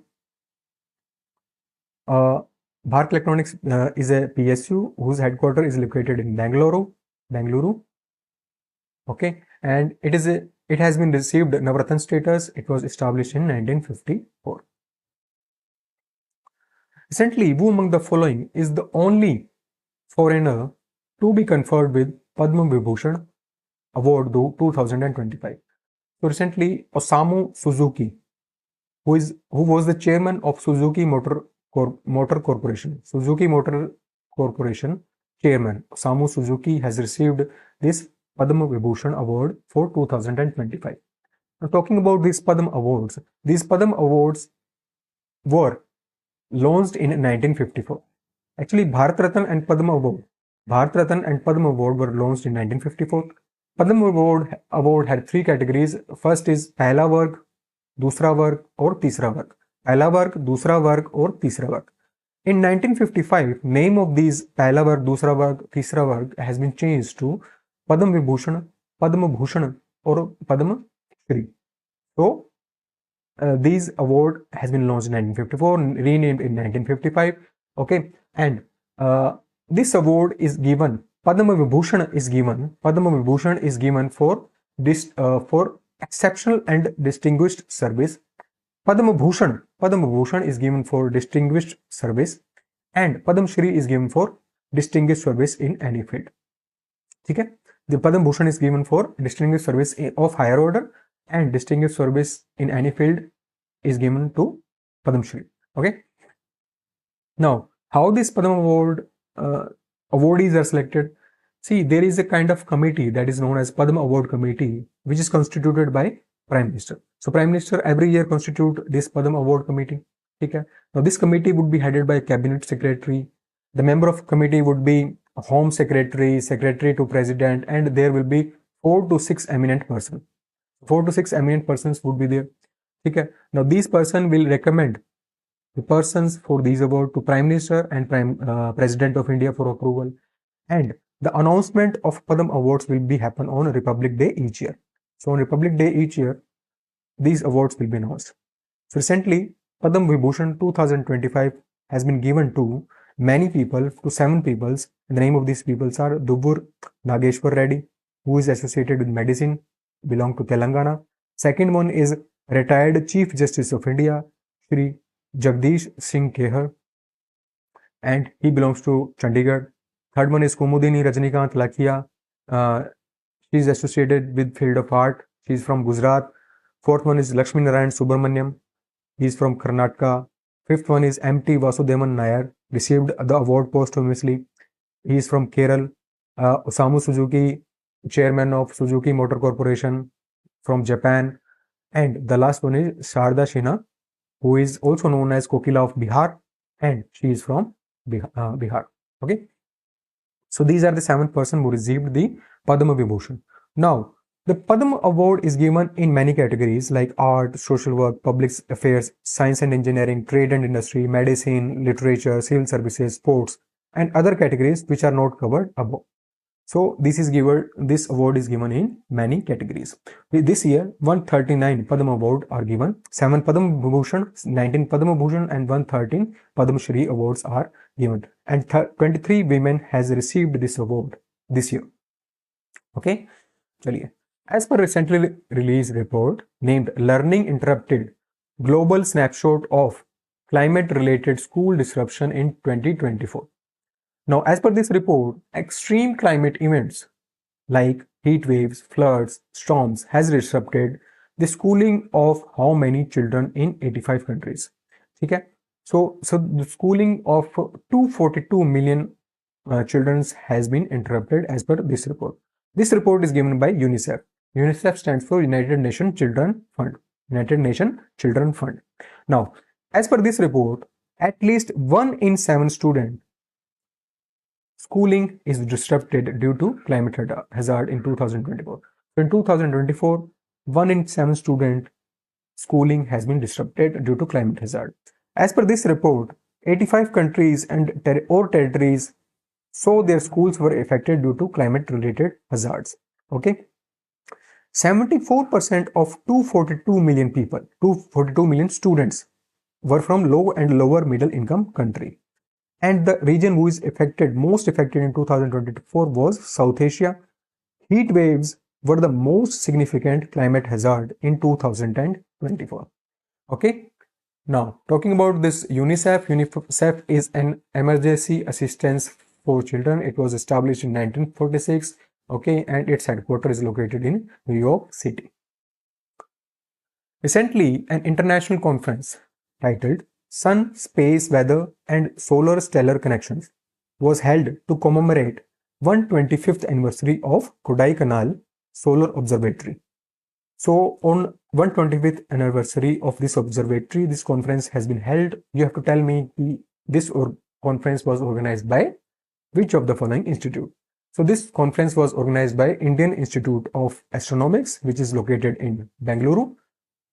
Actually, this IIA, that is Indian Institute of Astronomics, is a research institute, and it conducts research on primarily astronomy, astrophysics, and related fields. So on these related fields, this institute conduct the research, and this institute has recently organized this conference. The name of conference is Sun, Space, Weather and Solar Stellar Connections. Okay. Now, this conference was conducted to discuss the advancement in solar magnetism, solar stellar connections, and space weather. So, the weather related to the sun and space. To discuss these things, this conference was conducted. Okay. This Kodaikanal Solar Observatory is located in Kodaikanal, Dindigul district of Tamil Nadu, and it was established in 1899. So, kindly remember these two. Recently, which of the following countries has become the first Southeast Asian nation to legalize the same-sex marriage? So, to legalize same-sex marriage, first Southeast Asian nation has done this. Okay, so you have to tell me that which country is this. So, this is Thailand. Okay, talking about this Asia, this one is the third country. From Asia, this one is third country. First one was Taiwan, second one was Nepal, and third one is Thailand. So talking about Asia, Thailand is the third country. When we talk about the Southeast Asian nation, this one is the first country. Overall, on world basis, Netherlands is the first country. Netherlands is the first country. Okay. Now talking about this LGBTQ term, LGBTQ are the peoples. Okay. LGBTQ stands for lesbian, gay, bisexual, transgender, and queer community. Okay. As per recently released report named Fiscal Health Index, which of the following states has topped the ranking? Okay. Now this report is released by Niti Aayog, and this report is released for the first time. This is an inaugural report. Now why this report has been released? This report is released to assess the state's fiscal health, Fiscal health of the state will be assessed in this report. It will also identify the areas of improvement, and also it will promote the best practices among the states. It will promote the best practices among the states. So these are the important things this report will offer. Okay, this is the first edition of this report. This report is released by Niti Aayog. Now, there are 5 sub-indices of this report on which this report has been released or ranking has been given to the states. So the first one is quality of expenditure, second one is revenue mobilization, third one is fiscal prudence, fourth one is debt index, and fifth one is debt sustainability. So these are the 5 sub-indices, major sub-indices on which ranking has been given to the states. So the top ranked state as per this report is Odisha, second one is Chhattisgarh, third one is Goa, and the bottom one is Punjab, Andhra Pradesh, and West Bengal. Okay. Now, talking on the basis of the score of these states has been categorized into 4 categories. That is achiever, frontrunner, performer, and aspirational. Achiever category is that category, the state for which has received the score above the 50. Between 40 and 50, the front runner category is there. Between 25 and 40, performer is there, and less than 25, aspirational is there. Okay. For the achiever categories, there are 5 states, that is Odisha, Chhattisgarh, Goa, and Gujarat. Odisha has the score of 67.8. Chhattisgarh had the score of 55.2. Frontrunner has 5 states in it. Performer category has 4 states in it, and aspirational category has 4 states in it. So in total 18 states were assessed as per this report. UNESCO has added which of the following Indian cities to the list of wetland cities of the world, making them the first 2 Indian cities to be included in this prestigious list. So recently 2 Indian cities, that is Udaipur and Indore, has been included in the list of wetland cities of the world, and this is the first 2 Indian cities. Okay. Now this list provides a framework for conservation and wise use of wetland.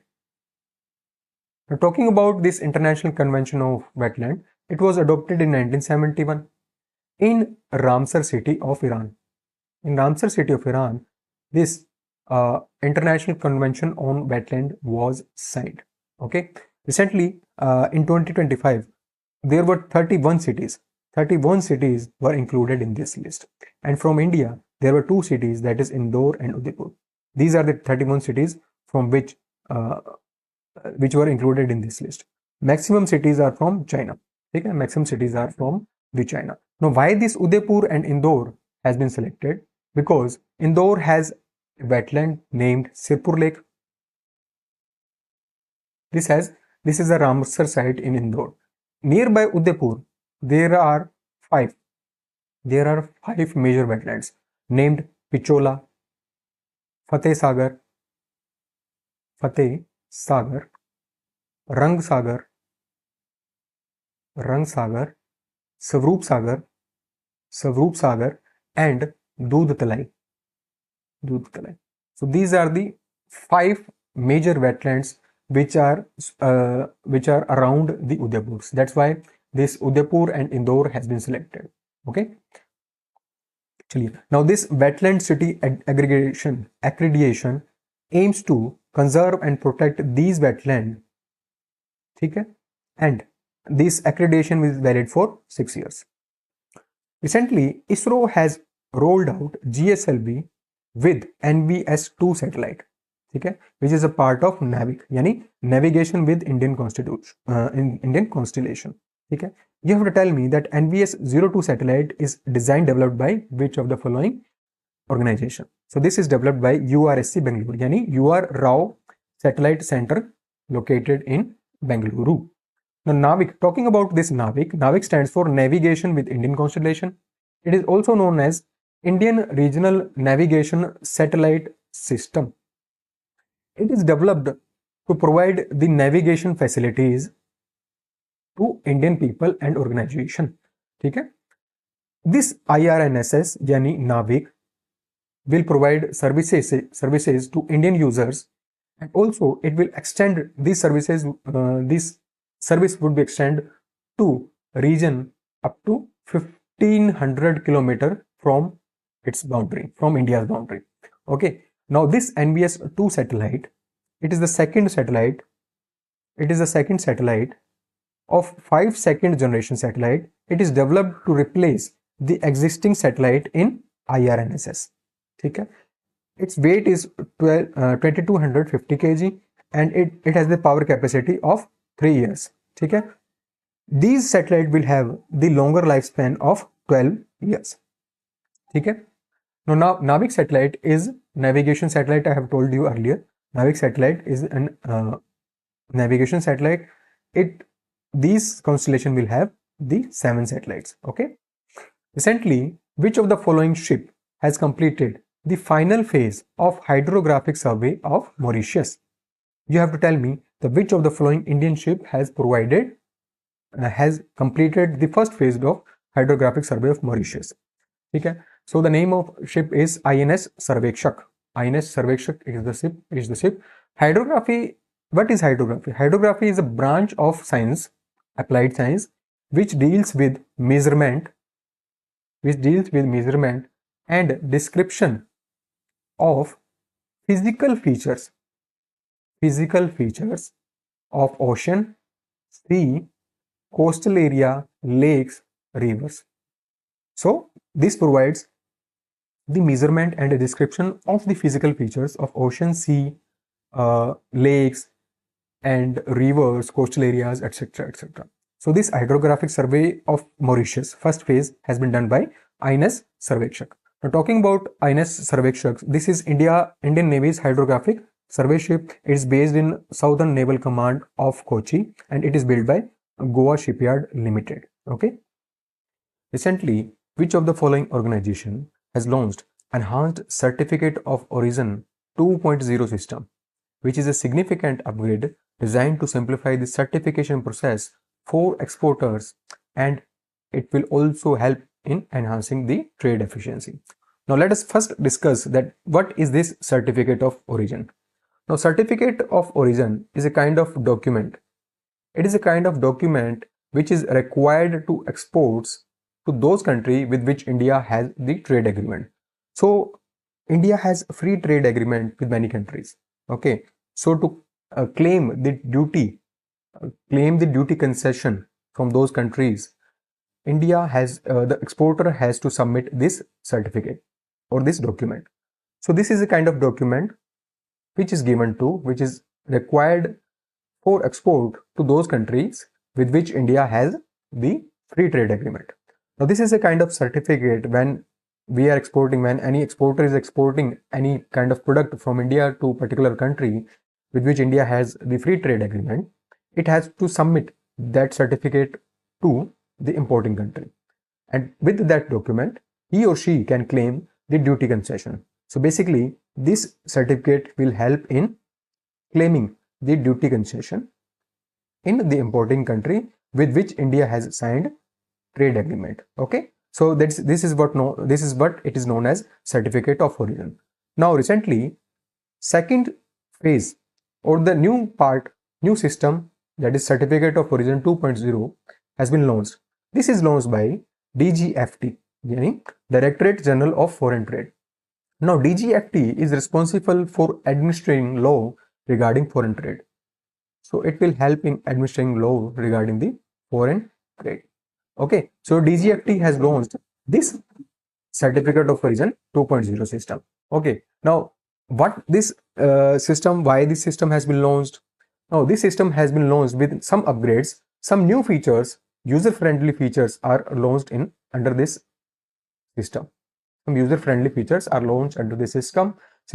Okay, now let us discuss about the features. Some user-friendly features are launched under the system, with such as multi-user access could be provided under this system. Also, it will enable exporters to authorize multiple users under a single import-exporter code. What is this importer-exporter code? Importer-exporter code is a kind of 10-digit code. It is a 10-digit alphanumeric code, and it is required to import and export goods and services in India. Okay, so a multiple user can authorize this code. This is the first feature which is launched under this certificate of origin 2.0 system. Next important feature is Aadhaar based e-signing. Also, it will also support the Aadhaar based e-signing alongside digital signature tokens, providing the greater flexibility to the exporters. Also, there will be a dashboard, integrated dashboard, which will help exporter to seamlessly access the services of certification of origin system. Next, they will also provide the information regarding the free trade agreement. They will also provide the information regarding the trade events and other resources. Okay. And also there is a feature which is known as in lieu certificate of origin, and it will help exporters to request the correction in their certificate. In the previous certificate, they could correct, they could make correction also using the certificate of origin system 2.0. Okay. Now, another thing which DGFT has introduced is a procedure which is launched to avail back-to-back certificates of origin which are non-preferential. Now, what is this back-to-back certificate of origins which are non-preferential? That is when any exporter is exporting the goods from India, but those products are not of Indian origin, they are intended to re-export, they are intended to transshipment or merchanting trade. For that goods, the exporter need to get the back-to-back certificate of origin, which are of non-preferential. Okay, so this is all about the certificate of origin system. Recently, Ministry of Finance has notified operationalization of Unified Pension Scheme as an option under National Pension Scheme for central government employee, and this scheme will be effective from April 1, 2025. Now you have to tell me that this scheme will offer what percentage of average basic pay drawn by a central government employee during the 12 months prior to the retirement, provided they complete 25 years of service. So, answer to this question is 50%. Now, let us discuss what is Unified Pension Scheme. Before Unified Pension Scheme, let us discuss about what is Old Pension Scheme and what is New Pension Scheme. Okay. Now, Old Pension Scheme was launched by the government, under which what the basic salary or the salary of an employee, what he was drawing. For example, he was drawing 1 lakh rupees per month. Now, 50% of this he will get as a pension under the OPS. Now, under the OPS, employee does not need to make any contribution. So, no contribution was of employee. All the financial burden was of central government. Okay. Talking about this NPS, in NPS, the contribution of employee was 10%, contribution of the government was 14%. Now, this will make the corpus. This will make the corpus, and during the retirement, he can take out 60% of the corpus, 40% of the corpus will be invested in the market. There are many market funds in which these 40% of amount will be invested. So this is what NPS is all about. Now, talking about the Unified Pension Scheme,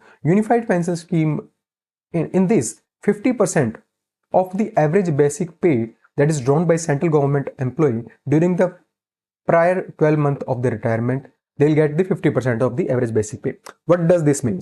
So, for example, if an employee drawing and salary of rupees 50,000 for 6 months before his retirement, and just before his retirement he was promoted and his salary got 1 lakh rupees. So for 6 months his salary was 50,000, for 6 months his salary was 1 lakh. So average of this all salary, he will get 50% of that as a pension. So this is what all about the Unified Pension Scheme. The condition is that he or she has to complete 25 years of service to get this 50% of average basic salary. Okay. For example, he has not completed the 25 years of service, but the service is more than 10 years. For example, his service is 12 years, 14 years, or 20 years, etc., etc. But it is in between 10 years to 25 years. So on proportionate basis, he'll get the pension. Okay. The assured minimum pension, or the minimum guaranteed payout will be provided rupees 10,000 per month to the employee. The condition is that he has to serve at least 10 years for that. Okay.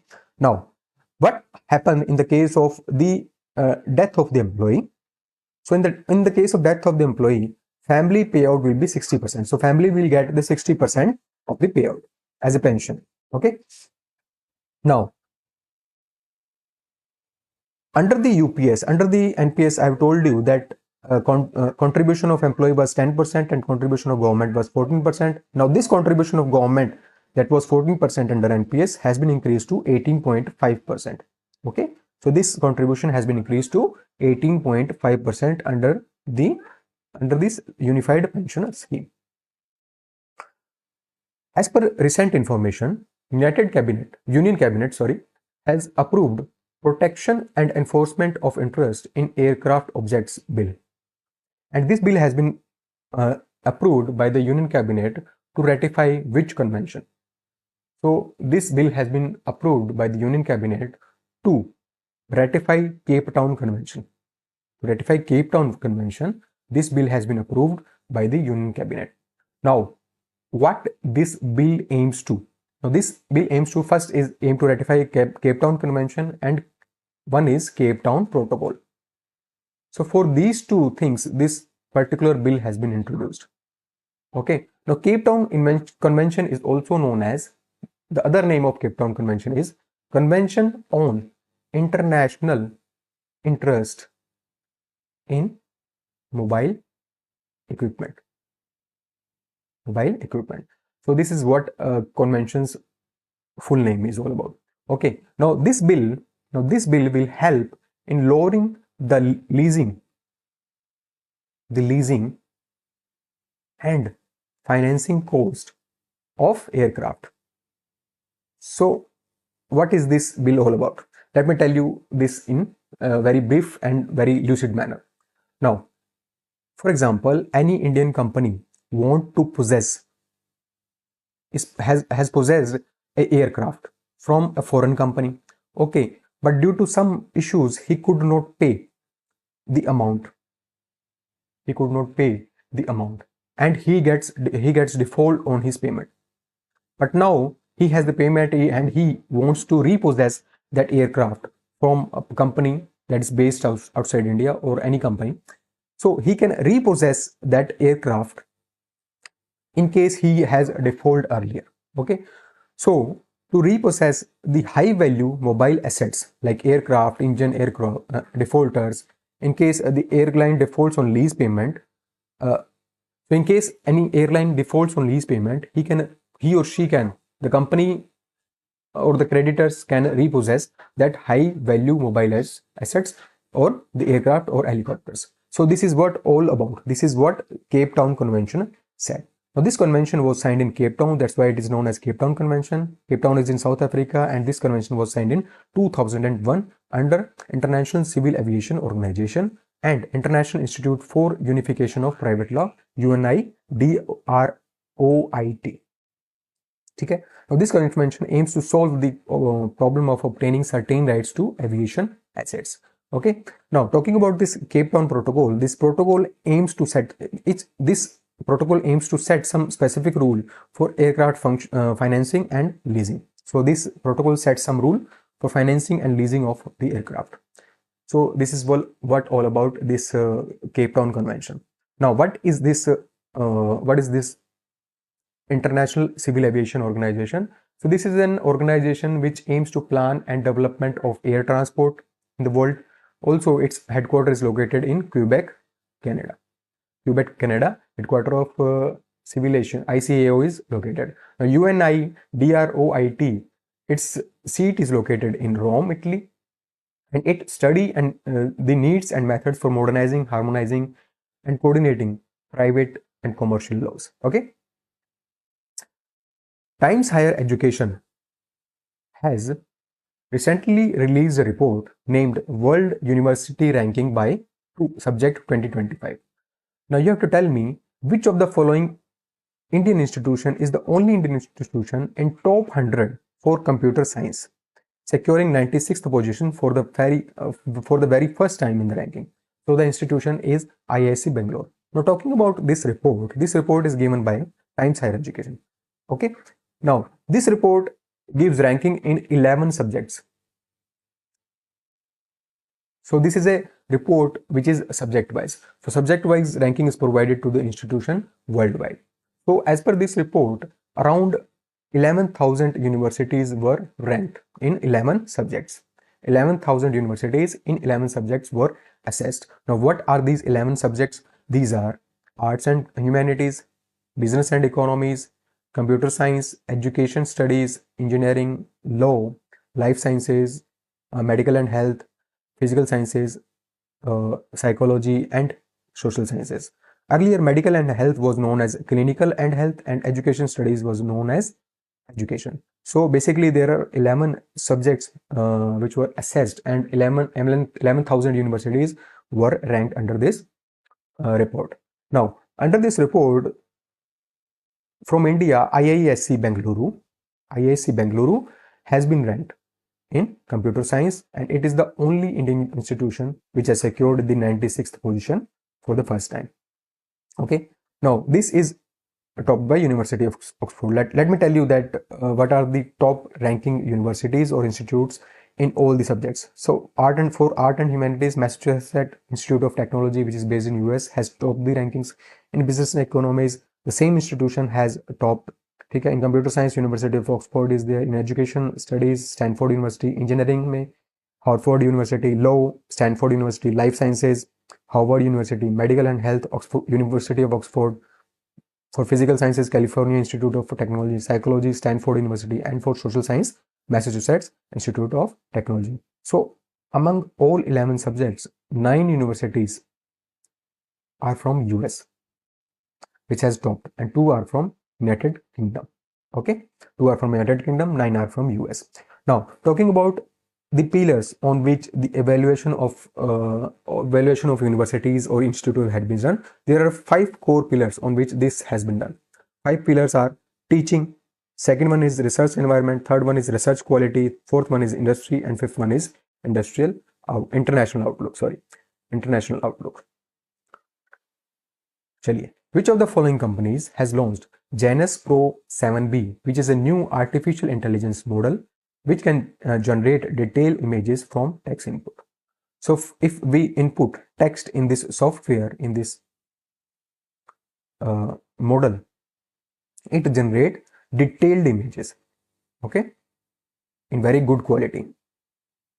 And the name of this software is, this model is Janus Pro 7B. Now this Janus Pro 7B is launched by DeepSeek. DeepSeek is a Chinese company which belongs to China. Its headquarters is located in Hangzhou, Zhejiang. Okay. चलिए. Recently, Union Minister, that is Ashwini Vaishnaw, has launched an initiative that is Wah Ustad. An initiative has been launched. This initiative provides platform for young classically trained vocalists to showcase their exceptional skills. Now you have to tell me that this challenge is driven by Dilli Gharana in collaboration with Ministry of Culture and which of the following companies? Now this challenge is driven by Dilli Gharana, Ministry of Culture and Doordarshan. Now let us discuss the 3 initiative which has been launched by Union Minister Ashwini Vaishnaw. So the first initiative is Waves Bazaar. Now Waves Bazaar is an initiative, is a platform which is designed to connect India's creative talent pool with international market. So in this event, it will enable users to showcase their content. It will enable them to pitch the projects and make the meaningful connections. It will help in supporting the brand collaborations. It will help them secure the funding and develop the distribution channels. That's why this Waves Bazaar channel has been launched. Waves Bazaar initiative has been launched. Next is Waves Award. Now this award is set to commence with the nomination from 15th of January, and it will have some creative disciplines like Game of the Year, Film of the Year, Animation Film of the Year, Startup of the Year, Influencer of the Year. So there are many categories in which these awards will be provided. There are some special selections award like Social Impact Award, Tech Icon Award, Stories of the Change, etc. etc. So Waves Award is also launched by the Union Minister. Third is three new challenges are launched under Create in India challenge. We have already discussed that what is this Create in India challenge. In Create in India challenge, actually, this is launched under Waves Summit. Under Waves Summit, this Create in India challenge has been launched, and Waves Summit is organized in the first week of February. Now, this summit is organized by Ministry of Information and Broadcasting. Okay. Now, these three new challenges are Resonate, the ADM challenge, Make the World Wear Khadi, and Wah Ustad. Now, the Wah Ustad is envisioned by Ministry of Information and Broadcasting, and it is driven by Delhi Gharana, Ministry of Culture, and Doordarshan. Now, this Wah Ustad initiative will provide a platform for young classical trained vocalists to showcase their exceptional skills. To showcase the skills of young vocalists whose age is between 18 years or above, this platform is provided to them so that they could show their skill to the including the this is also open to international participation also. Okay. Now this Delhi Gharana. Now this Delhi Gharana is a tabla traditional playing style. Okay, and it is founded by Siddhar Khan Dhadi. Siddhar Khan Dhadi. Okay. Now next challenge is Make the World Wear Khadi. Now this challenge invites advertising professionals and freelancers to develop innovative campaigns, and it will position the Khadi as the global brand. So basically under this challenge, professionals, advertising professional and freelancers are invited so that they could develop some kind of innovative campaign, and the aim of this campaign should be to make Khadi a global brand. Okay. Next is Resonate, the ADM challenge. Now this is hosted by Indian Music Association. Okay, it invites artists, composers, musicians, performers from the world, from around the world. That means that it is open to all the nationalities, and it will invite them to showcase their exceptional talent in electronic dance and music production. Electronic dance and music production. Okay. Recently, which of the following companies has announced the successful deployment of world's first ever fusion of synthetic aperture radar and optical imagery in orbit through its GLX-XQ payload, which is aboard ISRO's POEM platform, that is PSLV Orbital Experimental Module. So recently, this POEM platform has been launched, and around 24 payloads were launched on this POEM platform, and one of that was GLX-XQ payload.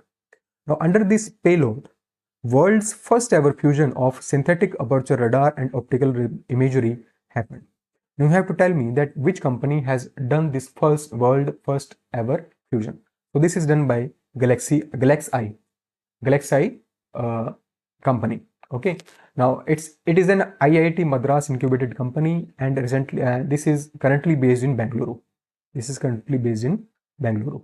Okay, and it was founded in 2021. Now let us discuss about this first ever fusion of synthetic aperture radar. Now what is this synthetic aperture radar? This is kind of moving antenna which can capture the images on Earth. Okay? And optical imagery. By fusing these two things, this is the actually first ever fusion of these two technologies, that is synthetic aperture radar and optical imagery.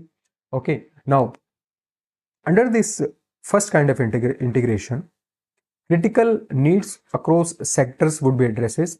Sectors like defense sector, agriculture, disaster response. It can capture synthetic aperture radar can capture the detailed images through clouds and darkness also. So that is very important thing, that through clouds and darkness it can capture the detailed images. It will help us in defense, agriculture and disaster response, and it will also enhance the Earth observation. Recently, Residential Mortgage Backed Securitization Development Company Limited, which is set up by which of the following organization, has received certificate of registration from RBI. So basically, this RDCL has received the certification of registration from RBI to commence the operation. Now you have to tell me that which company, which organization has set up RDCL. Okay, so this is set up by National Housing Bank. Now let us discuss about this residential mortgage backed securitization. Let us first discuss that what is mortgage. Mortgage is For example, any person needs some kind of money. Okay? He goes to lender. He asks for loan for which he is ready to provide some kind of collateral. Okay? He gets the loan from lender. In lieu of this loan, he provide principal and some interest to the lender on monthly basis, yearly basis, or quarterly basis, whatever the contract which has been signed between these two persons. Now, this lender provide loans to many people. Now, this is what mortgage is all about. Now, this lender provide loan to many people and make some kind of group of these mortgage. Okay? Now, he or she, lender, sells this mortgage to a financial institution. Okay? Lender sell this mortgage, group of mortgage, to this financial institution, and this financial institution convert this mortgage into the securities. Convert this mortgage into the securities. This financial institution will now receive the interest and principals from these persons directly.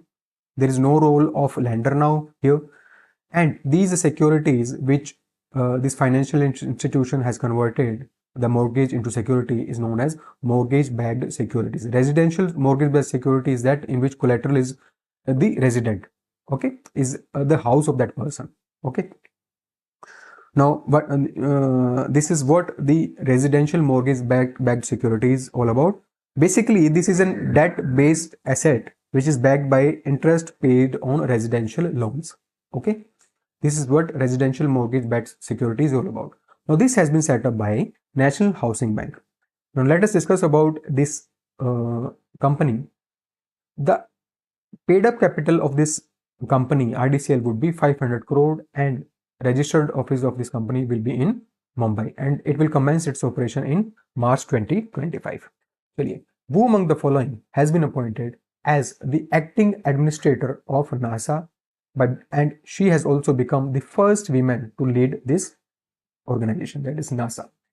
So this acting administrator is Janet E. Petro. So Janet E. Petro has become the first woman to lead the NASA. Okay, she will be the 15th acting administrator of NASA. Before her, 14th was Bill Nelson. 14th was Bill Nelson. NASA is actually associated with United States of America. Okay, it is responsible for United States Civil Space Program, aeronautics research and space research. Okay, it was established in 1958 and headquarters of NASA is located in Washington DC. Okay, recently Forbes 50 over 50 global list has been published for the first time ever. Okay, and this list includes names of 3 people, 3 Indian women. Okay, who among the following is not one among them? So Nirmala Sitharaman, who is current finance minister of India, is not among these 3 women. These 3 women are Kiran Majumdar-Shah, Sheila Patel, and Urmila Ashar. So these are 3 women who are included in this list, and answer to this question is Nirmala Sitharaman. Now, talking about this list has been released by Forbes, which is an American business magazine, and headquarters of this company is located in Jersey City, New Jersey. Okay, now talking about the top, who has secured top rank in this list, Karesha Abdul Karim, who is an infectious disease expert, has secured first rank in this list. Second rank is secured by Rafaela Aponte Diamant, who is the co-owner of Mediterranean Shipping Company, which is world's largest shipping line. Fourth rank is secured by Margaret Atwood, who is a prolific author and poet. So author and poet Margaret Atwood has secured the 4th position. Third position is secured by India's Urmila Ashar, who is also known as Gujju Ben, and her venture is known as Gujju Banana Nashta. Okay. Kiran Majumdar-Shah has secured the 32nd position on the list. She is associated with biopharmaceutical industry. And 37th spot is secured by India's Sheila Patel. She is working towards the rights of slum dwellers and also providing them the equitable urban space. Recently, Telangana government has extended financial support to landless agriculture families under Indrima Atmiya Bharosa program, providing each eligible family with what amount annually. So recently, actually, 4 programs has been initiated by Telangana government. One of this is Indrima Atmiya Bharosa program. So under this, funding has been released. So under this program, eligible families get rupees 12,000 annually. Now let us discuss these programs in detail. The first program which has been initiated, or the funding has been initiated, is Ritu Bharosa program. Now under this scheme of Telangana government, rupees 6,000 per acre Rupees 6,000 per acre was disbursed as first installment of investment. Okay. Now, under this scheme, under this Ritu Bharosa scheme, rupees 12,000 per year will be provided to the eligible farmers, and first installment of rupees 6,000 per acre has been released. Okay. Now, under this scheme, assistance will be provided twice a year. Okay. So twice a year, assistance of rupees 6,000 per installment would be provided. So 2 installment will be provided per year under this scheme. So earlier this scheme was implemented as Ritu Bandhu scheme, and recently its assistance has been increased from rupees 10,000 to rupees 12,000. And under this scheme, per acre, each farmer would get rupees 6,000. Okay, in one installment. Next scheme under which funding has been released is Indrima Atmiya Bharosa scheme. Now, under this scheme, landless agriculture laborer, who are also known as tenant farmers, farmers doing the farming on others' land. Okay, those farmers are known as tenant farmers. So these landless agricultural farmers will receive the annual assistance of rupees 12,000, and recently first installment of rupees 6,000 has been released under this scheme. Now, with this money, they can purchase the farming equipment or other necessary items. Okay. Next is Indrima Housing Scheme.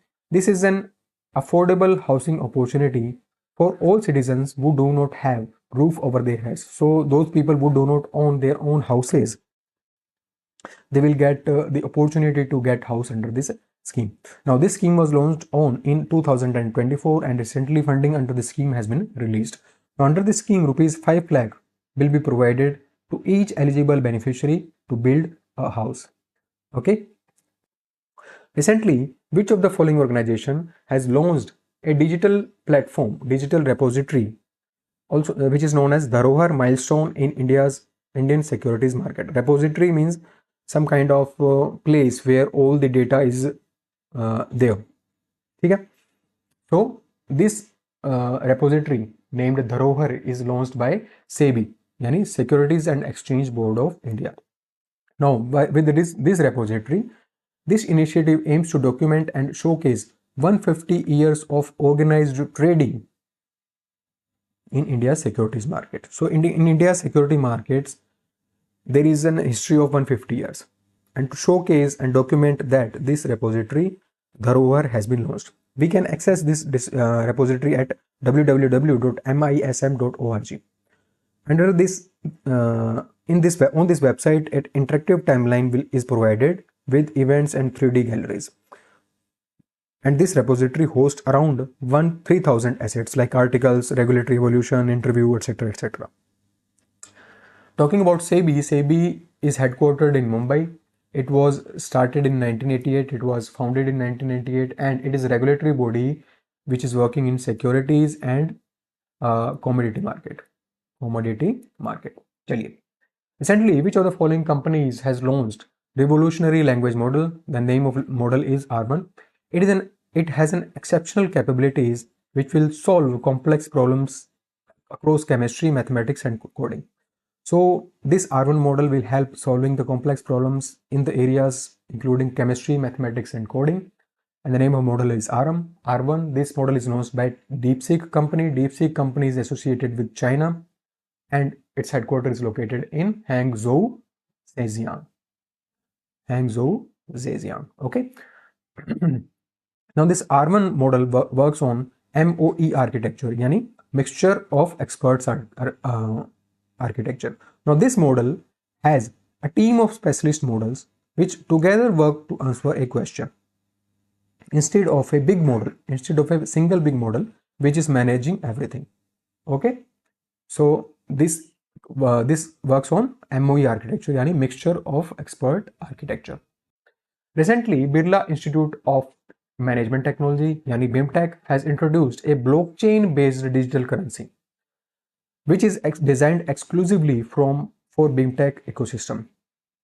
So this institute, that is BIMTech, has launched a blockchain-based digital currency. The name of currency is BIMCoin, and this currency is launched for BIMTech yani institutes ecosystem only.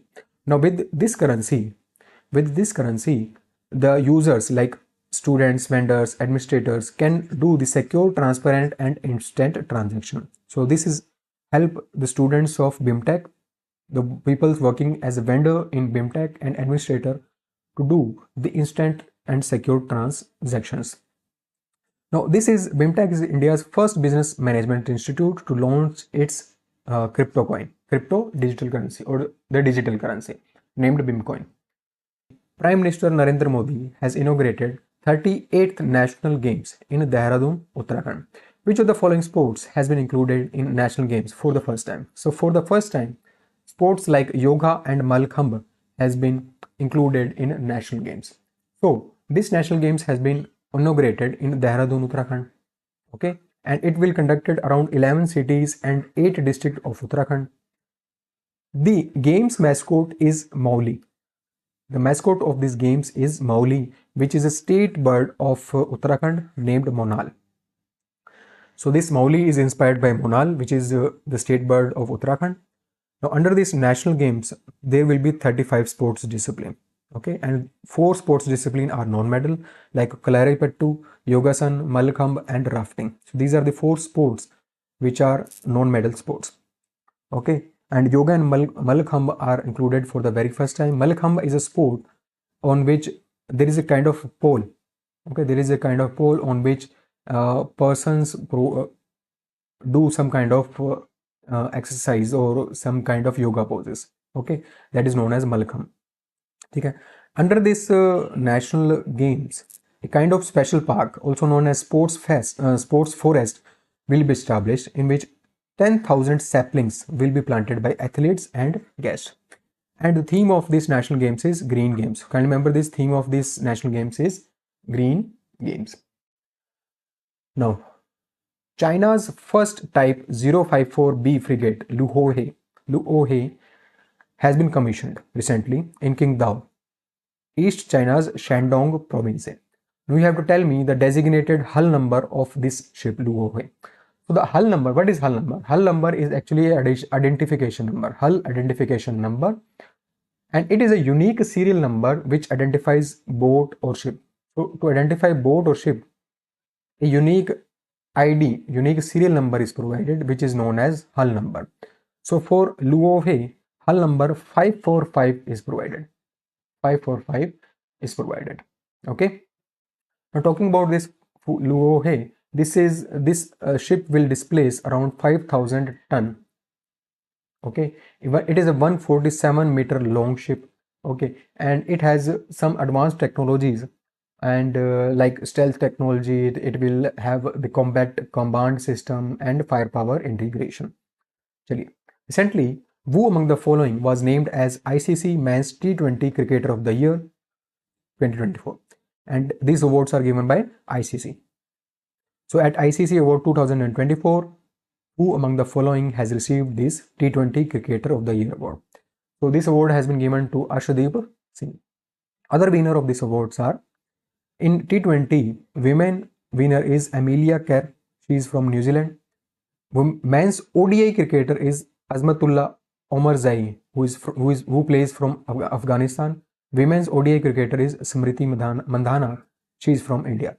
Emerging men's cricketer as per this awards is Kamindu Mendis. She is from Sri Lanka. Sorry, he is from Sri Lanka. And emerging women's cricketer is Anire Daxon. She is from South Africa. And there are other awards you can check here, like Jasprit Bumrah has been named as ICC Men's Test Cricketer of the Year, and women cricketer is Amelia Kerr. Again, One important award under this is Men's Cricketer of the Year 2024. Jasprit Bumrah has received this award, and this award is also known as Sir Garfield Sobers Trophy for Men's Cricketer of the Year. So can you remember this? Jasprit Bumrah has received this award. And three teams like Men's Test Team of the Year, Men's ODI Team of the Year, and Women's ODI Team of the Year was also announced, and this is not important for your exam. Recently, Assam Chief Minister Himanta Biswa Sharma has announced that which city will be Assam's second capital. So Assam's first capital is Dispur. Assam's second capital as per this announcement will be Dibrugarh. Okay, as per this announcement, Assam's second capital would be Dibrugarh. Now talking about Dibrugarh, Dibrugarh is derived name of Dibrugarh is derived from Dibarumukh. And Dibru stands for Dibru evolved from Dibaru river. Dibaru river. Okay. Dibru means blister and Gad means fort. Okay. Dibru means blister and Gad means fort. So this was part 4 of best 300 MCQs for the month of January. I'll see you in the part 1 of February 2025. Thank you for watching Study IQ.